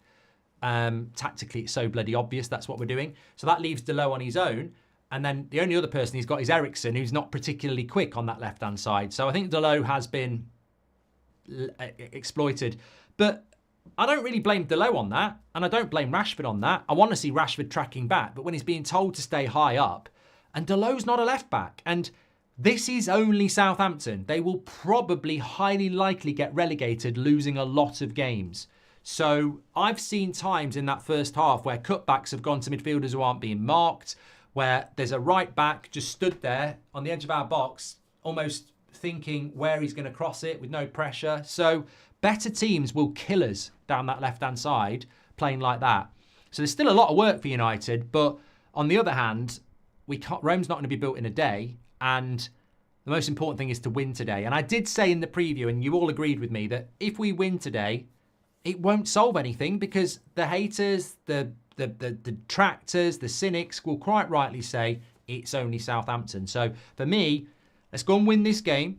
Let's maybe turn it into 3 or 4, and let's pump that goal difference up a little bit because that's something we've been shit at. Let's go 3 or 4, ideally 3 or 4-0, and get out of Southampton. That's what I would do. But that ain't going to happen, is it? As much as I would love it to happen, that's not the story of Man United over the last 10 years. You know, probably come out snoozing, Southampton get a goal, get another goal, and then, you know, it's anybody's. So it's not job done yet, but I think that last 10 minutes for Man United is why we've took the possession. It's why we've had more shots on target. And actually, that is why stats can be very misleading, because those stats would suggest 2-0 to Man United away from home.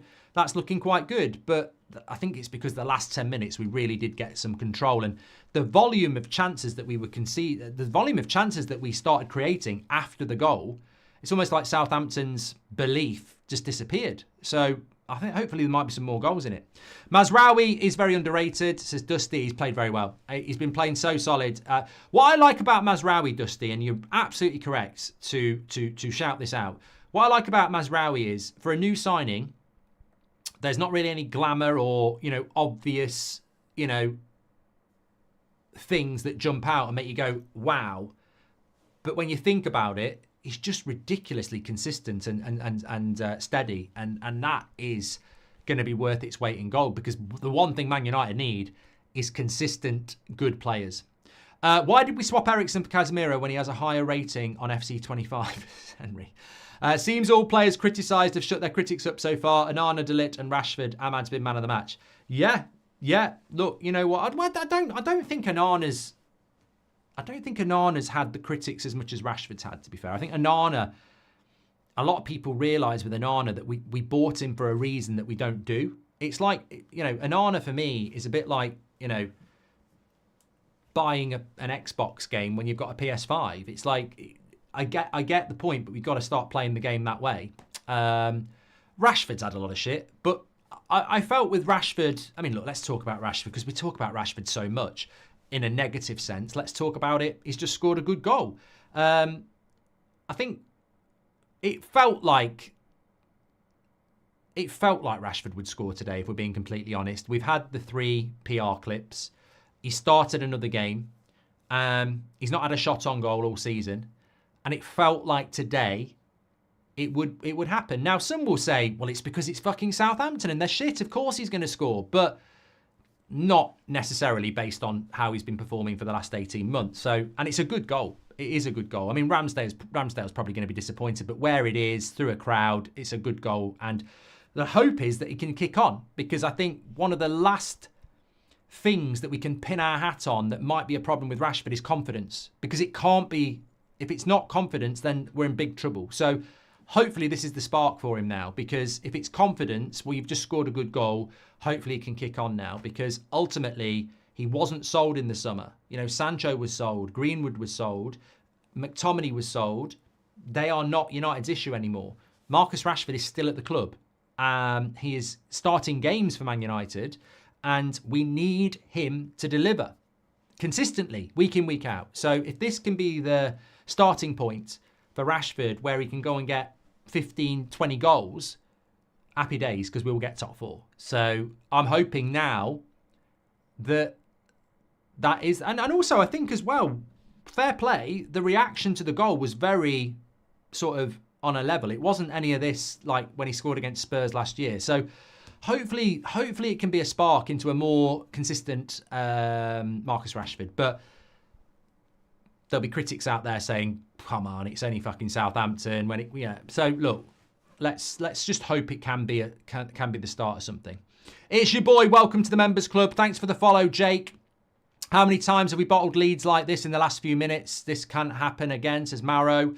Rashi or Ahmad out for Garnacho. I would take off Rashi. Ahmad simply. Well, look, you know what, Florian? It's tough on Garnacho, but I can't see how Garnacho is going to get in this team at the moment, because Ahmad is our most dangerous player.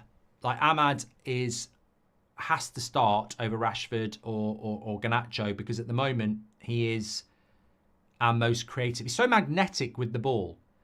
He gives us something that none of our wingers do. Anthony won't do it. I don't think Garnacho does it. I haven't seen Garnacho play for so long. It's annoying, but Rashford doesn't do it either. What Ahmad does, he's a creative. He's a creative winger, and we need that. So I think Ahmad's just so important, and he's definitely our best right winger. So that leaves it between Rashford and Garnacho on the left. And at the moment, we know that Ten Hag is going to go Rashford, and Rashford's just scored. So for Garnacho, he's back in that weird position for me, where I think last season he established himself as our best winger. And then for some reason over the summer, he's gone back to being the young bench player again. So he's got to do it all over again. But look, wouldn't it be nice if we had a performing Rashford, Ahmad, and then Garnacho's got to perform to get in the team? You know, we're used to having players that are all shit, and it's just a different shade of shit playing and getting picked. Imagine if we had players playing well competing for places. I mean, that would be nice, wouldn't it? J. Dot says, I love you. The Detroit Lions and Manchester coming on United, says J. Dot. Hope you're doing well. Boom, our Dutch destroyer in the score sheet, says Brandon. How is Onana so good at penalties when he isn't a good shot stopper? It's weird, says Ryan. Probably because as a saving penalties, you actually do have to stand on your line. And as I said last night, Onana's big problem is he doesn't. He stands on his line for most shots outside of the pit, which aren't a penalty, which means that, you know, he doesn't close his angles, but you have to stand on your line for a penalty. So he's probably very good at it, because that's the position he naturally likes to take up. I don't know how everyone feels, but I'm more excited to see Mainu with Agate. I feel how Mainu has had to play with Casemiro. It hasn't allowed him to develop or progress as William. I'd be looking to take Mainu off, actually. I don't know about you lot, but I'd be looking to take him off. Please do subscribe to the channel, by the way. Bottom right-hand corner if you're on YouTube. Thanks for the follows, everyone on TikTok.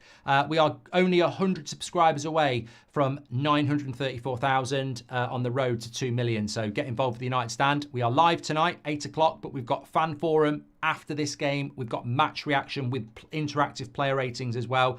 Get ready for that. So loads to get involved in on the channel. I just want to have my say. I'm just going through some of your comments, but I just want to have my say as well. Absolutely ecstatic that Ligt scored.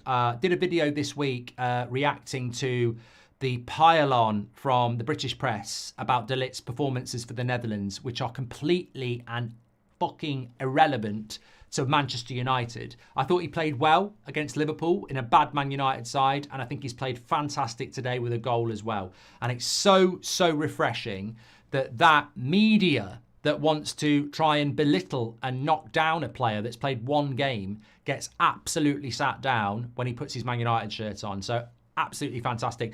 And not only the goal, but I think he could have had another goal, but also 3 or 4 really good clearances where Southampton have whipped crosses in towards our goal and he's got rid of them. So, look, he did get skinned in the first half, but this is real life. This is real life. Like, you're going to have tackles that you don't make. You're going to have players that skip past you. You're going to have deflections that go in for own goals. But overall, nobody's going to be perfect. But I think he's had a really good game. And I think for me, probably because of the goal, I would say he's my man of the match. But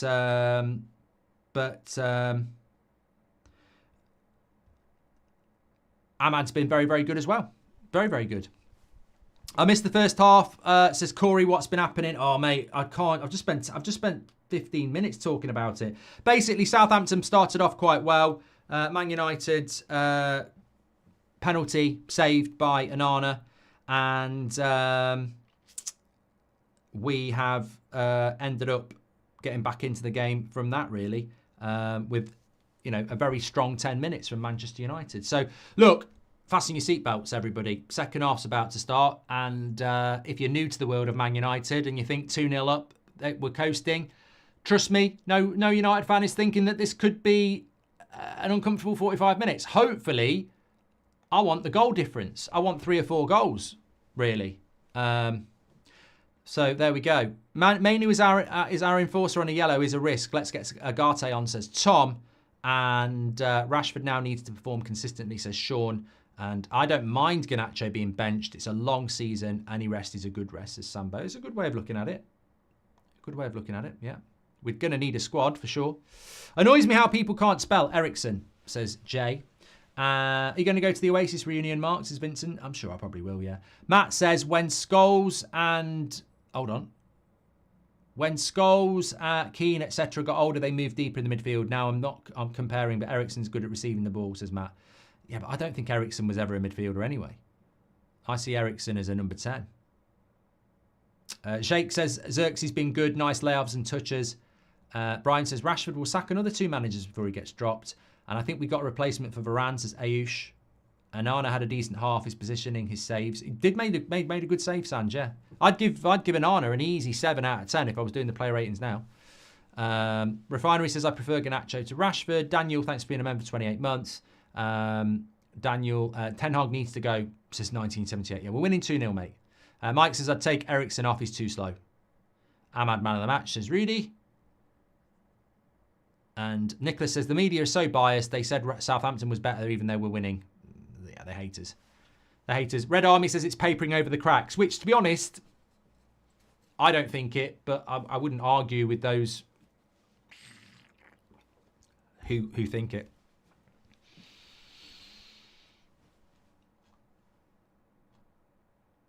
Mark, the timer is off. 46:49. It's not.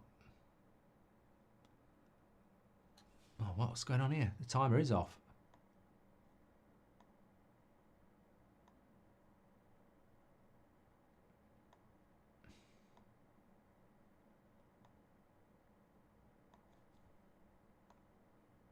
There we go.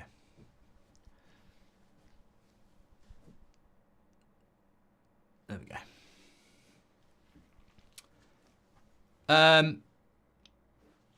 I tell you what, they're apps. I'm glad I'm not listening to the audio. If you're watching it on TNT, I actually feel sorry for you. It's just, it's almost like it's Rashford cam. Every time they've got Joe Cole talking and then there's a camera following Rashford round. It's like, I don't think those sort of things do him any favour. It's just a typical sort of British media approach to overhype British players and absolutely obsess about them. He scored a goal. Let's build his confidence and let's leave him to get on with it. 45, 54. No, my time is right. Thanks. Not changing it. It's 2 minutes out. Bloody hell. What's going on? Now I look at twat. I've got to change it. 48. What's going on? Oh, I nearly missed the goal as well because of the timer. 48 and 20. Ahmad again. Ahmad again. Ahmad again getting it into Mazraoui and could have been another chance. Needed to go far post. I think he's given a corner.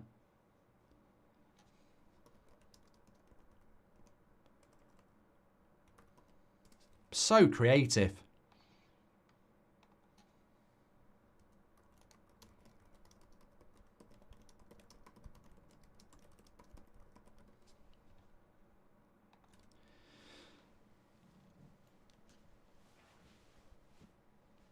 Hope you are, Mark. Do you think a convincing win here is enough for Ten Hag's credibility? Says Pierce. Daniel, welcome to Members Club. Xerxes gold. Refreshing to see our striker dropping back to feed the wingers his last day.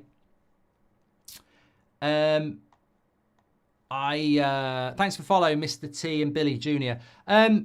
What was the question? Oh, Pierce was saying, what do you think this does for Ten Hag's credibility?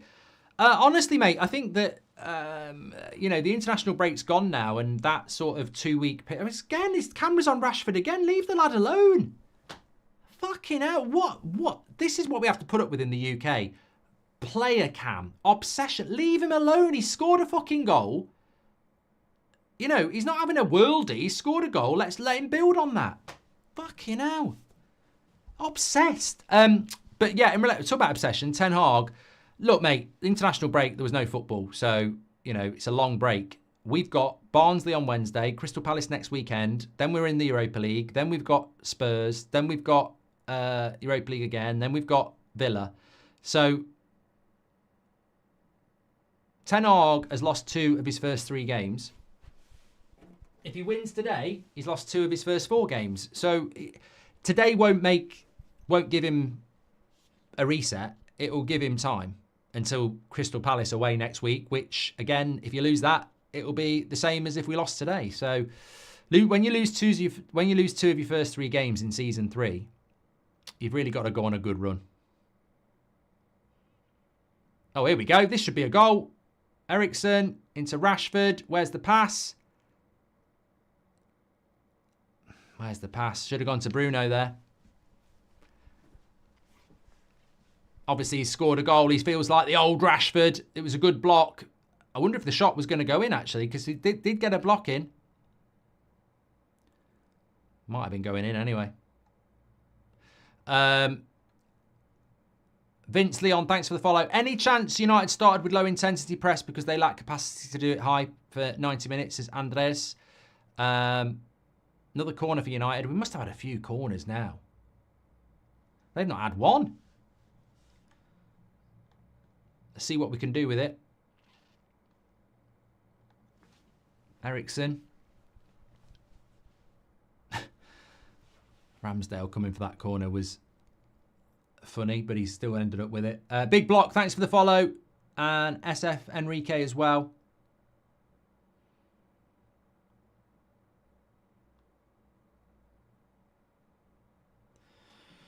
I want to get the 3rd goal. I want to beat them about 4 or 5-0, if I'm being honest. I think there's goals here on the break.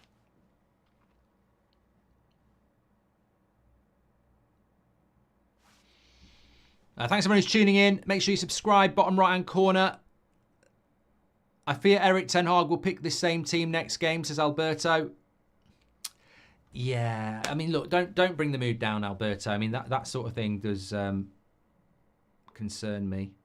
Right, Mainu is on a yellow card, and that could easily have been a 2nd yellow card. So are we going to think about maybe taking him off? Because it's a genuine attempt to win the ball from Mainu, but that's how easy it is to get a 2nd yellow.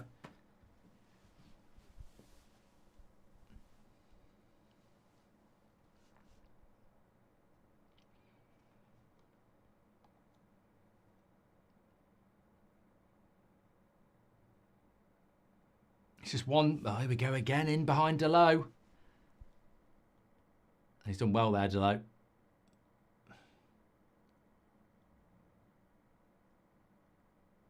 Help him out. And what's Mainu supposed to do there? He's got nobody near him.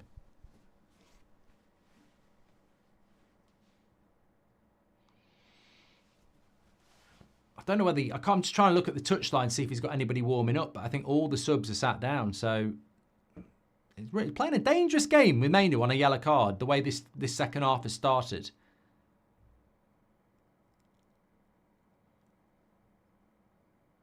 Mark, I fear Ten Hag will pick the same team again.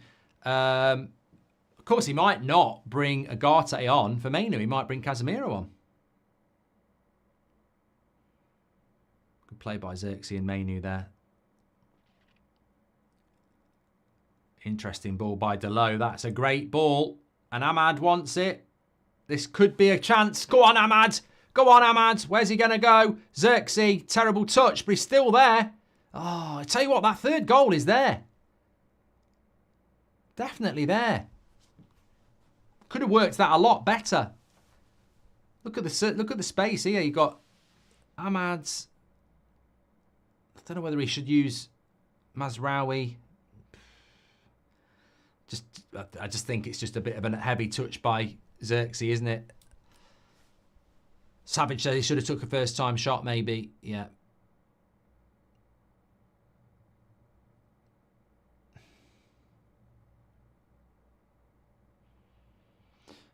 Need a 3rd soon, otherwise Moments FC is back, says Jim.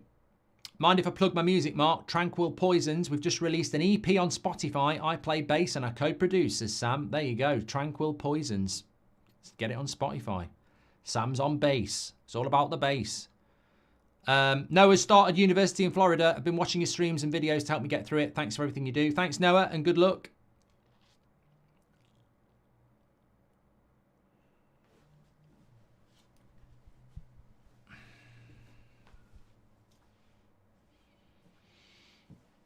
Let's have a third goal here. Let's get a third goal and shut up shop.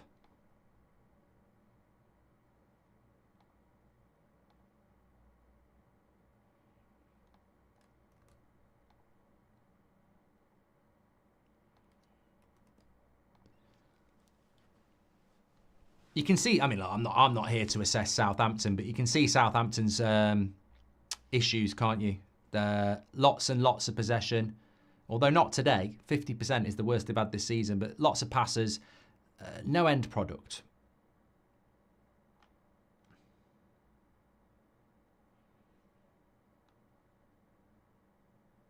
Here we go. Ahmad. Where's he going to go? He's all left foot. He's going to go right. Oh, referee. Could have been looking at a penalty there. He didn't. Oh, it was a lovely bit of skill by Ahmad, but I think he just got roughed up a little bit. Definitely a third goal here. Here's Xerxes. Still Xerxes. Oh, cut back. Rashford was there. Ericsson. Oh, God, we need this third goal. Where's it going to be? He's given a foul. Who's he booking here? Delo. Bloody hell.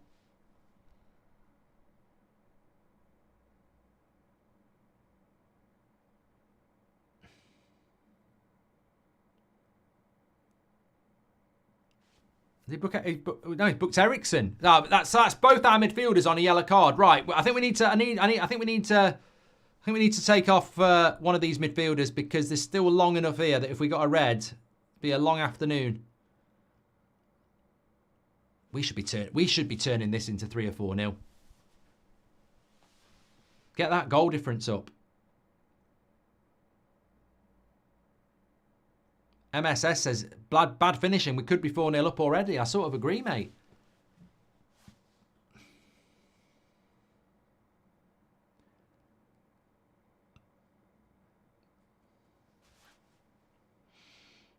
No one's warming up.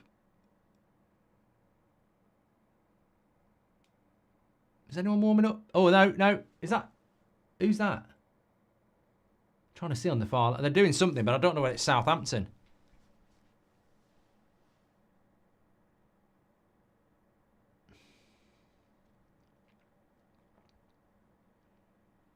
A lot of people saying Agate. I couldn't see on the far side.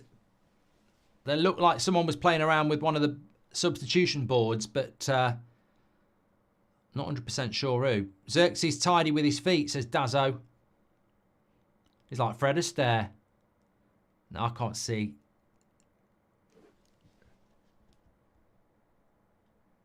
No, I can't see any United players there.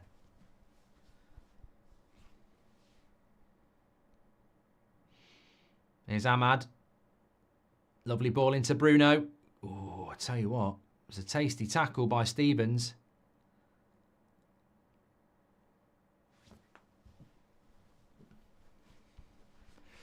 Very, very good game from Ahmad.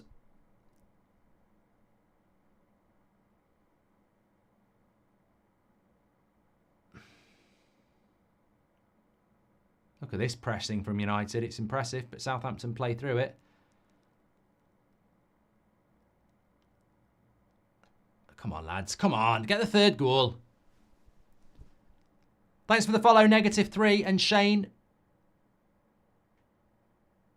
If Garnacho's coming on, it'll be the 60th minute. Oh, mate, don't do that.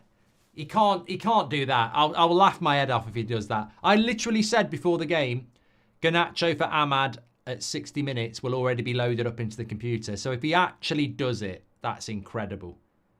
You can't have that. You can't have preconceived substitutions because Ahmad's played really well. I won't be taking Ahmad off. Again, lovely play by Ahmad. Here's Rashford. Good shot. Good shot from distance. Ramsdale tips it over. Rashford's been struggling since Shaw's been out. Need the quality left back. Garnacho on for Xerxes and Rashford moved up top, says Lloyd. That's an interesting idea.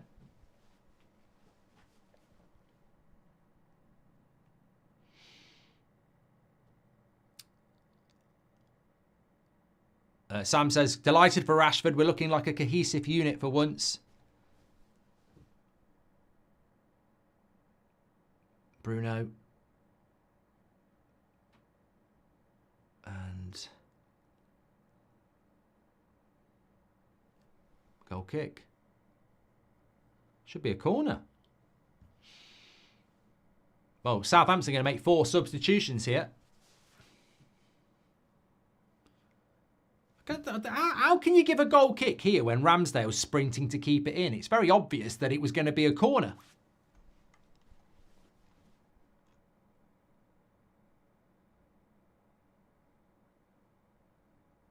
Yeah, it's definitely going to be a corner there. That's why Ramsdale tries to keep it in, you bloody Wally. Are you going to do a watch-along for any other games today, says Bailey? I don't know. I might do a few match reactions on That's Football, but I don't know whether I can be asked to... Well, I'm doing United Stand at 8 o'clock, so I'm not doing Bournemouth Chelsea. God, no. I don't like 8 o'clock games on a Saturday as it is, so I'm definitely not. I'll do an 8 o'clock show on here. And Everton Villa. No, I don't. I'm doing the North London Derby tomorrow. Load of subs for Southampton here. No offsides today. It's improving, says Patrick. Thanks for the follow, Preppy and Dylan.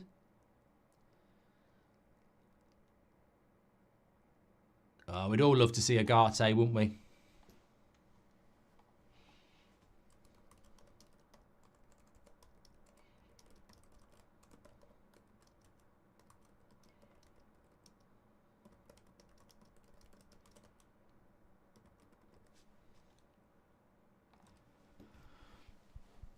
Adam Lallana is still playing, Jarry, yes.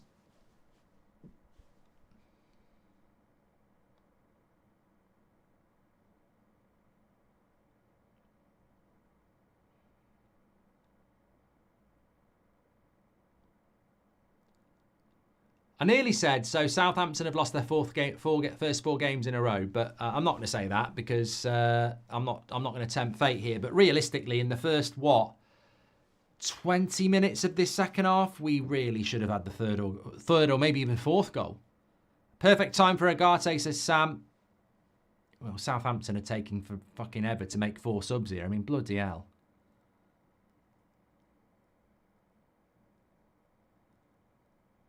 How long do you want to take to do some bloody subs?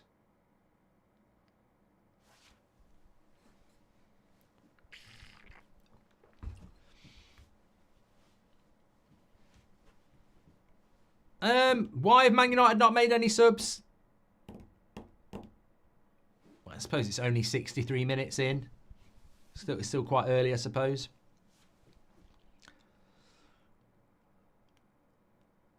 Probably feels there's a 3rd goal coming as well.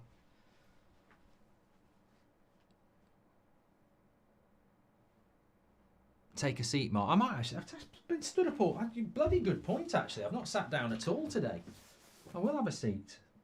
I do like to stand up when I'm doing the watch along, but I will have a little bit of a seat for 10 minutes. You can be stood up for too long. Well up by Ligt. I mean, I thought Ligt at half-time was probably man of the match, but second half, we've not really had to do a lot of defending, so I'd probably say Ahmad. Nice play by Onana there.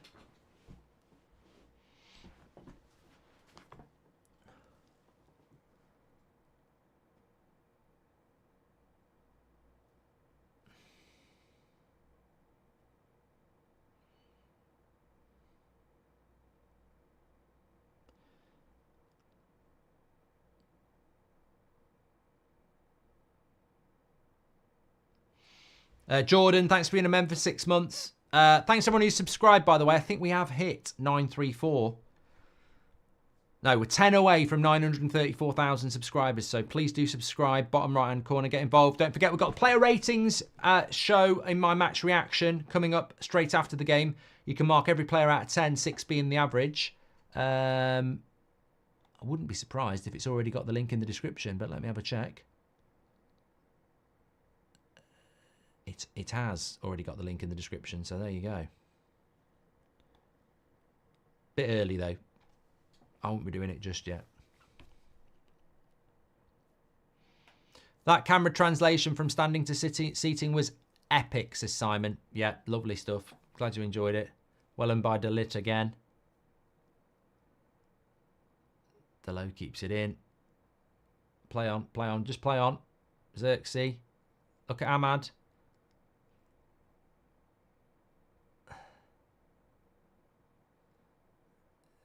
Xerxes. Into Ericsson. Other way. Just come the other way. That's it. Mazraoui.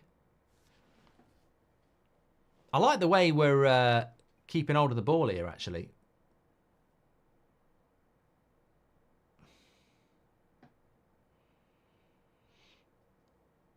Ericsson needs to come off, surely, says Bruno. It'll be Garnacho for Ahmad again, says Effa. I don't think he's anywhere near doing a sub. There's a couple of lads warming up, but it doesn't look to me like we're anywhere near in the next 5 minutes.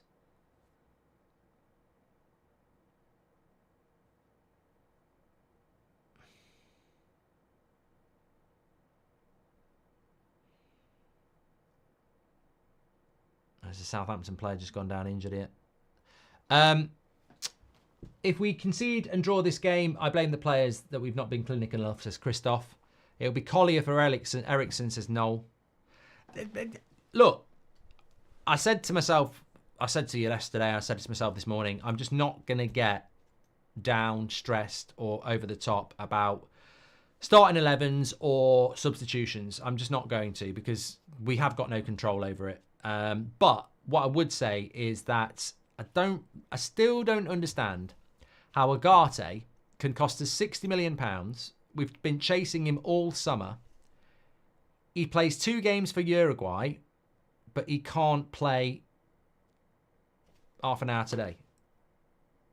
And this is what I have consistently said I find slightly irritating about Ten Hag's style of management sometimes, is that this laptop approach is not going to help you be successful at Man United, because sometimes you've just got to get on with it. And like, if this player is so important, he'd be on the pitch for me by now, unless he's injured. But he's on the bench, so I'd have him on the pitch. I'd get him on for 20 minutes. Just get him on. Oh, he's booking Bruno now, kicking the ball away.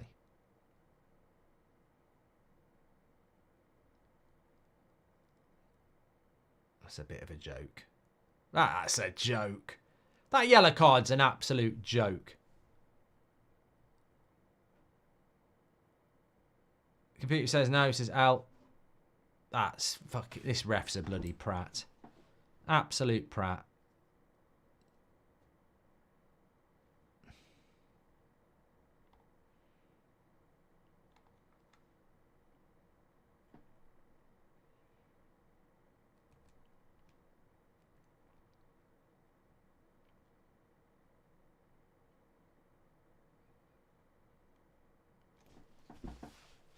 Come on, United. Let's have. I want another goal. I know 2-0's great, but I'd like to get some goals here. I mean, Southampton clearly are there to be battered.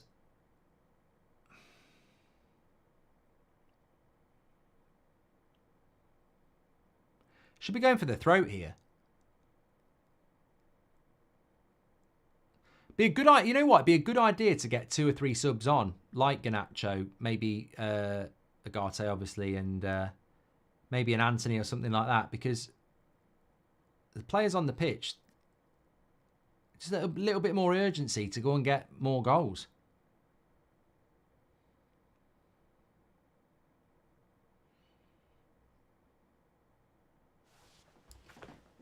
Definitely more in it. 70 minutes. Ericsson, man of the match, says Mitcher. He's just a class player with high football. Joy to watch. Yeah, I don't think... I disagree. Not that he's got a high IQ. I disagree that he's a joy to watch. I disagree that he's a joy to watch and he's man of the match.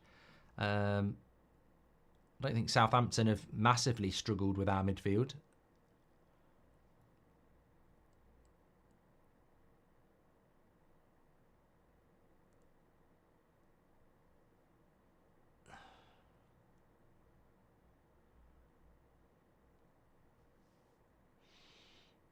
Someone's getting ready to come on here. It looks like it could be Xerxes for Garnacho. Yeah, he's booking a Southampton player here. Xerxes might not be quick, but is an intelligent player. In the opponent box, he is calm and can pick a pass, says the K-Stone. And Ericsson is playing well, very good in the transition, says Mishari. It's Garnacho who's coming on, and potentially Agate and Maguire. I mean, that's a waste of time sub. I don't think we need to be bringing. I don't get that. Why are we starting to sub? He's done that in every game this season, hasn't he? Why are we bringing Why are we subbing centre backs? I'm sure we've done that every single game this season. We've subbed a centre back on about 75 minutes, and I don't see the point in that.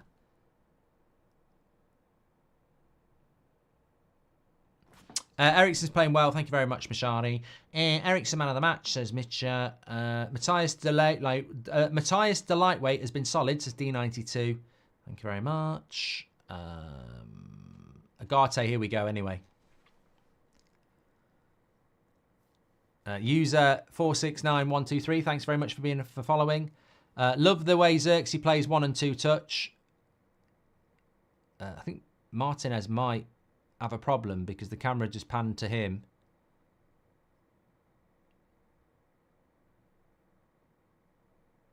Probably done the most travelling as well, hasn't he, from South America? Maybe that's what it's all about.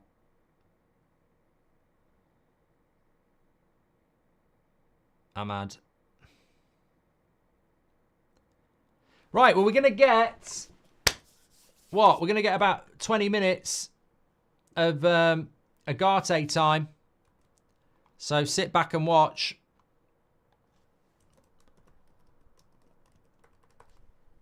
Rashford's gone off for Garnacho. And I think it will be Martinez who goes off for Maguire.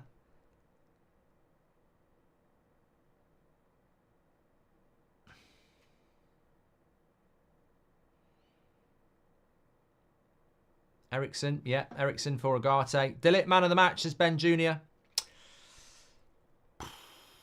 The more I watch, the more I feel like Bruno needs to change his game to match the quick one-touch players around him. There's definitely potential here, says Ashish. Pass backwards when attacking FC, says Connor. Excel Ten Hag, says Jake.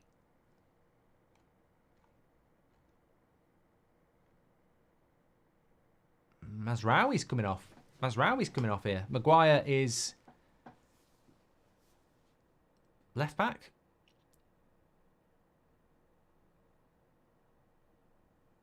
Is he left back?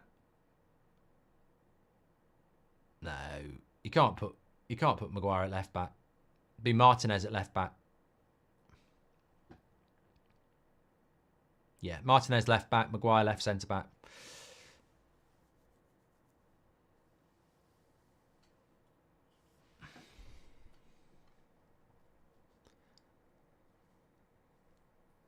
I've got I just want to say, Fantasy Premier League, I have got Ligt. So if it had took him off then, I'd have had a goal and a clean sheet.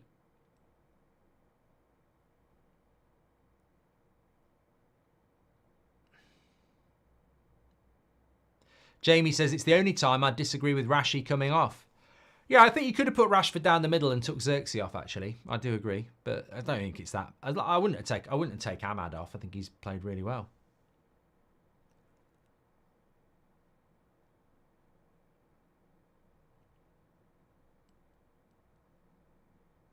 Oh.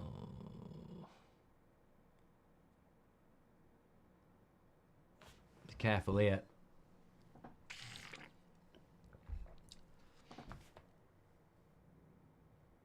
How's Harry Maguire got a yellow card?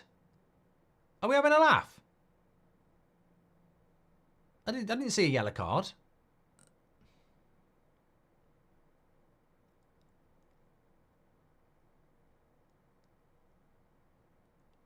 He got a yellow card for that tackle. Oh my God. It was not. He's only just come on the bloody pitch. It wasn't even a yellow card anyway, but give him a bloody chance. Johnny Evans is coming on now. Fucking hell, what we do? We're not winning 10-0, Eric. Bloody hell, he thinks it's a bloody testimonial. It's not a testimonial for Matt Letizia. It's a bloody Premier League game.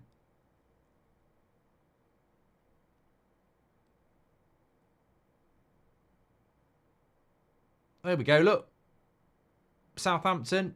Good tackle by Martinez.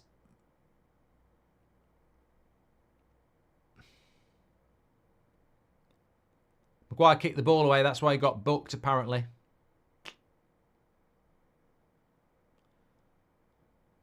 Sympathy for the press agenda. No, Eric Ten Hag story for now, says Wayne List. Agate is on, yes. I think Martinez is going to come off for Johnny Evans.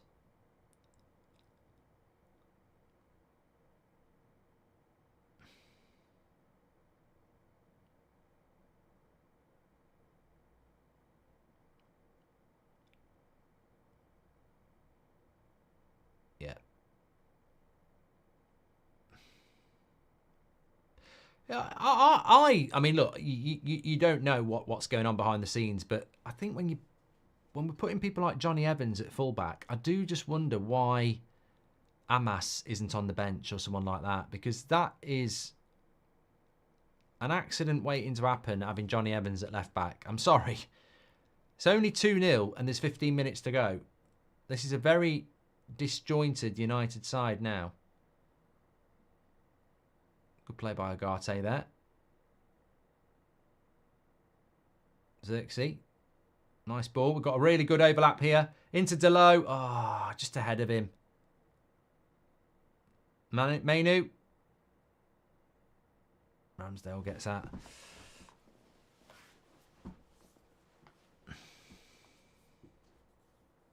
Florian says he got the yellow card because he played on.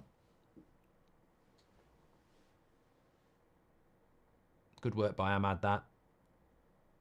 Oh, he's given a foul. But it's still good. Even though it's a foul, it's still good tracking back, isn't it, at the end of the day?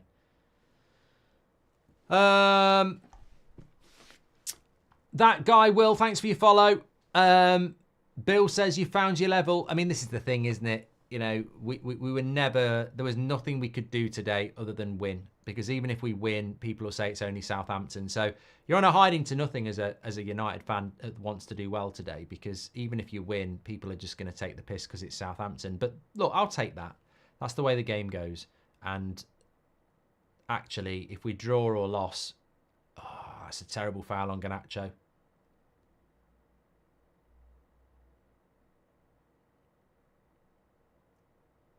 It's a shame because it was good play by Garnacho, that. Red! Get off! Bye! See you later, mate! Has he already been booked? What's he do? I don't know what happened.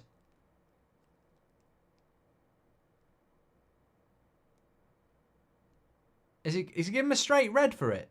Or was he on a yellow? I mean, it's a hot... Nah, to be fair, that's a very high tackle. Right on his knee. Look how high he is. There's no attempt to get the ball there. Straight red.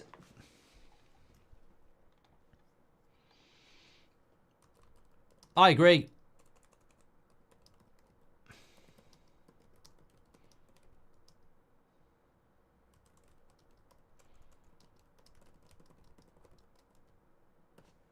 Watch how high the foot is. Yeah, absolutely. Spot on.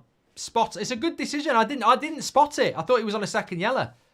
But he's gone so high to deliberately take the player and he's hit him on the knee. You know, people can moan about it. Oh, but watch it back. that's not where the football is. The football's on the fucking grass, mate. You've just fucking hit his knee. He knows what he's doing as well. It's not.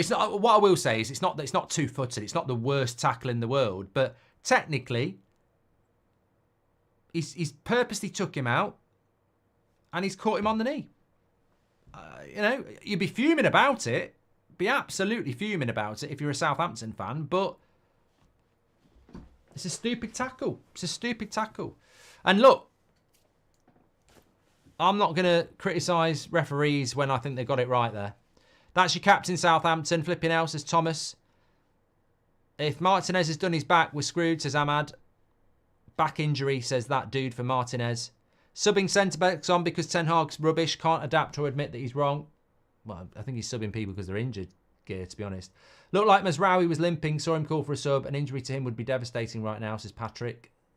Sunday League refs are better than this, says Guruf. The yellow was because he played on, says Florian as well. Let's do a poll. Do you think it was a red? Look, honestly, when I first saw it, I was like, it's going to be a definite yellow because he's chopped him down.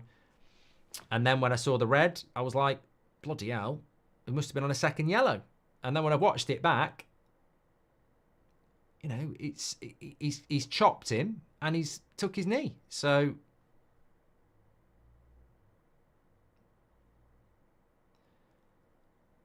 apparently somebody on Sky, according to Sheikh, says that Garnacho made the most of it. Yeah, can I come round your house, mate, and slide tackle you on the knee? And you see whether you just jump up and buy me a pint. Twat. The only issue with this second half is that we've not got more goals. I'd like to have seen this go 3 or 4-0, even though I predicted 2-0.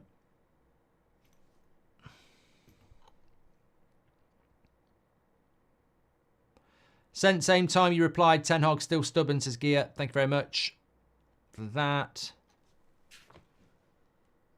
What you mean think? He tackled his bloody knee, says Thomas. Exactly. Well, it'd probably make it more difficult to score now because Southampton literally are down to 10 men. So they're going to have to play more composed, I guess.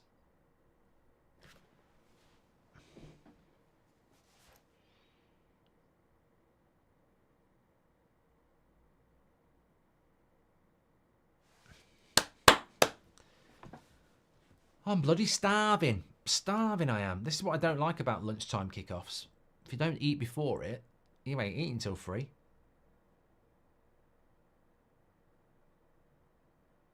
Naught to 10. How would you rate our performance today, says Marcus? Look, people are always going to say it's only Southampton. I'd say we've been a 7 today. Some might say that's a bit generous, but I'd say we've been a 7 today.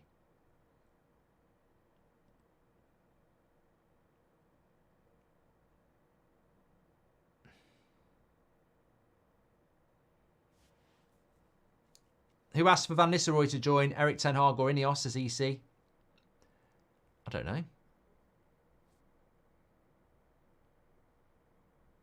Garnacho's being booed. Well, it's because he's got the Southampton player sent off, hasn't it?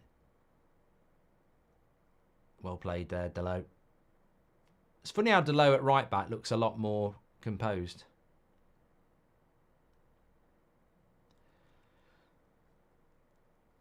They are booing Garnacho when he's on the ball, Prats. Oh, he's just got their captain sent off, Zach. I mean, you can understand that. Same thing would happen at Old Trafford, to be fair.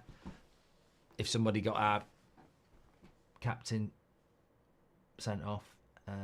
Anthony's coming on for the last... How long have we got? 5.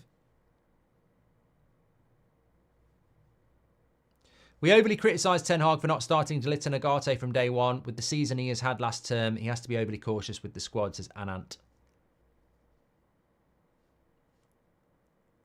It'll be interesting to see what we do against Barnsley in the Carabao Cup, because I couldn't give a shit about the Carabao Cup this year, to be honest. I want to win the Europa League, I want to get top 4, and I wouldn't mind defending the FA Cup. So the Carabao Cup for me is the lowest priority, but as we've seen, it can be a very important trophy And we've won it before with Ten Hag. So, and also, there's a lot of people that need a lot of game time. So, I'm just wondering whether he'll...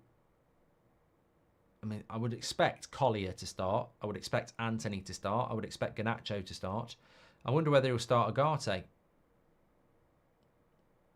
who's just lost the ball. He's got to get up to pace there.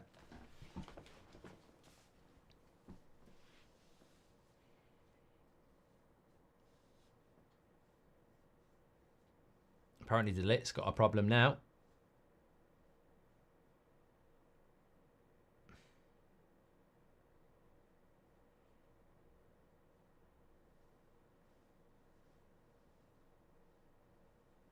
There's an issue with Ligt. A lot of people in the chat are saying.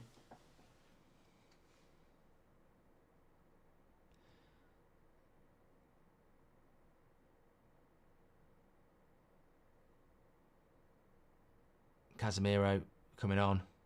Back at centre-back.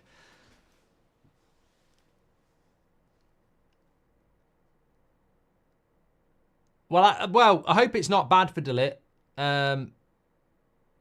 He's had a good game and he has a clean sheet and he scored a goal. So for me, Fantasy Premier League, he's looking good.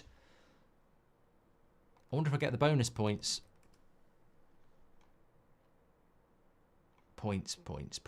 I want points, mate. I've got 12 for De Ligt. Bonus point system. Oh, easy. He's going to get another 3. Bonus point system in FPL. De Ligt's on 51. Martinez is 34. And Onana's 34. I mean, that's because De Ligt's done a shit. I tell you what, you want to get yourself on who scored for the stats, because I guarantee you there's a banging bit of stuff there about De Ligt. Absolutely, he must have absolutely dominated his defensive work as well if he's got that higher score.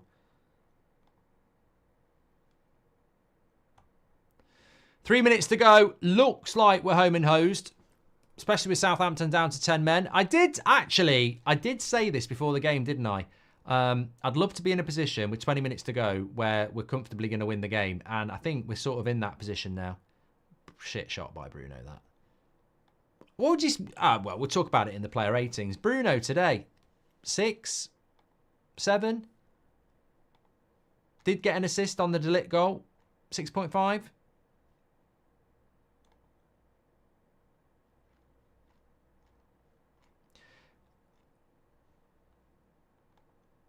Get your votes in the player ratings. Links in the description. Thanks everyone who subscribed as well. Appreciate that. Will Murphy and Brendan, thanks for the follow.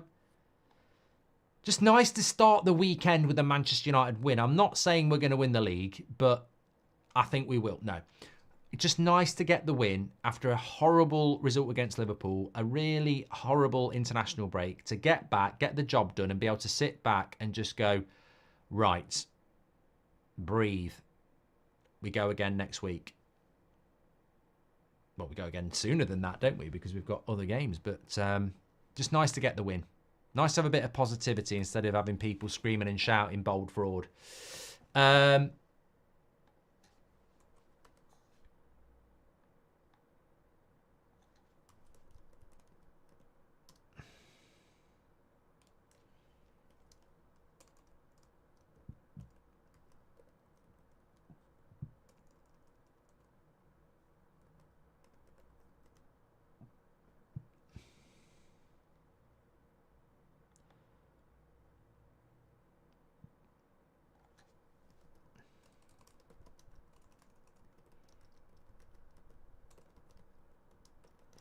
Of course, Rashford scored.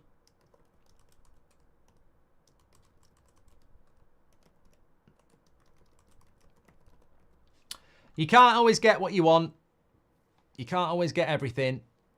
If I was being greedy, I would say I'd have loved to get a couple more goals. Just to whack that goal difference up a little bit. Just looking at the table, obviously everyone else has still got to play, but we are up to 8th. And our goal difference is still -1. So it would have been nice to just get rid of that. Oh, what's Bruno doing there? Hit it first time. How many times?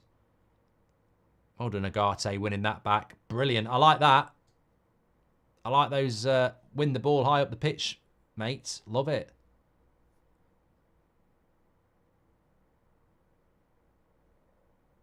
Agate reminds me of somebody already. Really reminds me of somebody.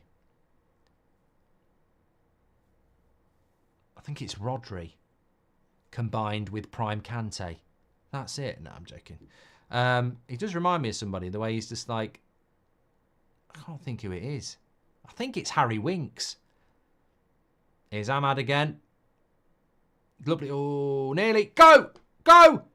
Oh, Xerxes, for fuck's sake, mate. He's got to start putting away some of these chances, man. You can't turn into Darwin Núñez, who I like, but he's got to start finishing these chances because that has to be 3-0. It's a massive chance. He's got to start scoring them. Here's Ahmad again. I mean, Ahmad, for me, has pushed Ligt very, very close. Deceptively fast, says Jacob. Ahmad. I wouldn't be surprised if Ahmad wins man of the match. I wouldn't have a massive problem with it. Ooh, good cross into the box, but no dice. I like Darwin Núñez. I think he's a good player, but he does miss a lot of chances.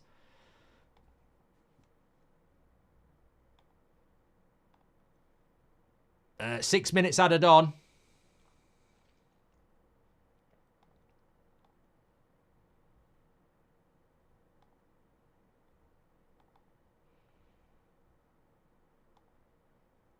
Ahmad again. Ooh, what's gone on there? Caught him a little bit late. Bruno. Oh, it's Bruno. I wouldn't. Man of the match, Ligt on TNT. I'd agree. But you can vote in our player ratings. Every player, mark them out of 6. 10 being the average. 6, sorry. Mark them out of 10. 6 being the average. Star for your man of the match. 83% of you said it was a penalty as well. Said it was a red card. Rasmus would have scored that, says Pantel. Well, look, I don't think Xerxes' goal record at Bologna was prolific. So maybe that's an area of improvement, actual finishing. But there are aspects to his game I do really, really like.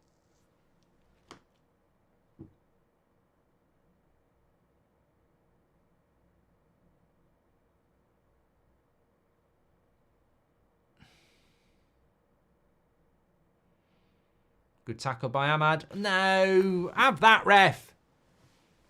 You don't know what you're on about.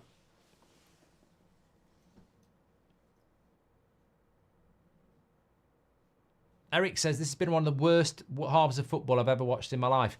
And yet, for most Man United fans, it's been absolutely fantastic. We're not used to seeing games out comfortably with no pressure.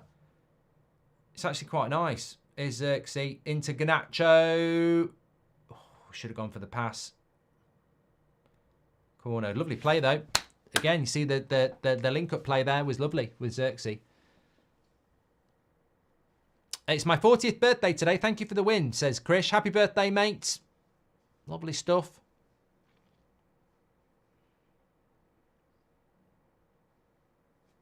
(2-0) to United at the moment. Bruno's going to take the corner.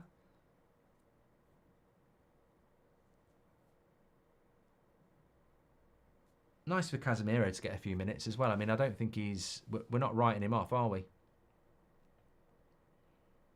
Oh, Ahmad. There's a foul.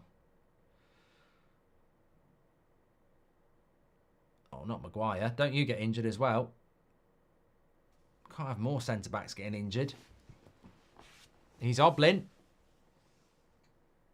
What's wrong with Harry? Ahmad, man of the match, as MDW.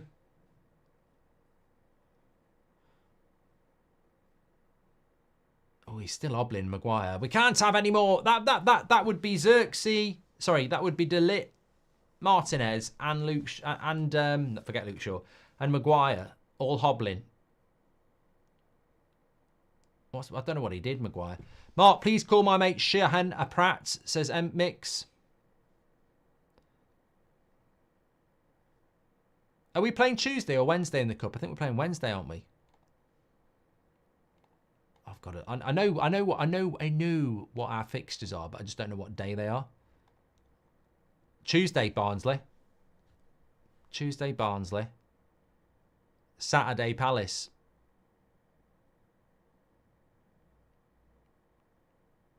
£5:30, Palace. Ooh. Do I not like that? Palace will be a tough game. There'll be a massive improvement on Southampton, to be fair.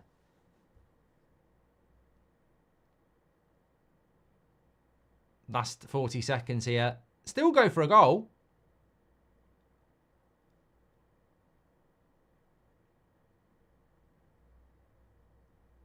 I tell you what, Anthony can't get a minute, can he, at the moment? It's like a broken clock. Casemiro, go wide. Into Delo, cut back. Yes! Get in! Garnacho, that's a cracking goal. Oh, I love it. I love it. Absolutely love it. Brilliant goal. Brilliant goal. Casemiro, Delo, Garnacho. Absolutely fantastic. Really good goal, that. I love it. I love it. So good. So good. And the goal difference, 3-0 as well. Look at this. Delo's run. I'm off. He's onside as well because of this Pratt on the back post. What's he doing? Wally the wanker. What's he doing? Number 6, Southampton. We'll take it. We'll take that. Well, there we go. We've got negative. We've not got negative goal difference anymore. Southampton are going to hate Garnacho, aren't they? Get the captain sent off and then scores as well. But and that's full time. I tell you what, I can't say it was vintage. I can't say it was amazing, but it's what you deserve if you are a fan who is not wanting to be screaming and shouting, manager out, we're shit. Which I can't understand why you would. Because surely winning games of football is what it's all about. And that's what Manchester United have done because the final whistle is here. And it's a 3-0 win for Manchester United, which is absolutely fantastic. And of course, we're going to do player ratings now and discuss the game, which I'm very excited about because I want to know who is going to get man of the match. But also, I think there's some interesting player ratings in there. What are you going to give Rashford? What are you going to give Bruno? What are you going to give Xerxes? I'm very interested to see. Thank you very much. Okay, I will see you over on the match reaction in a minute or so. Take care, everyone. I'll speak to you in a minute.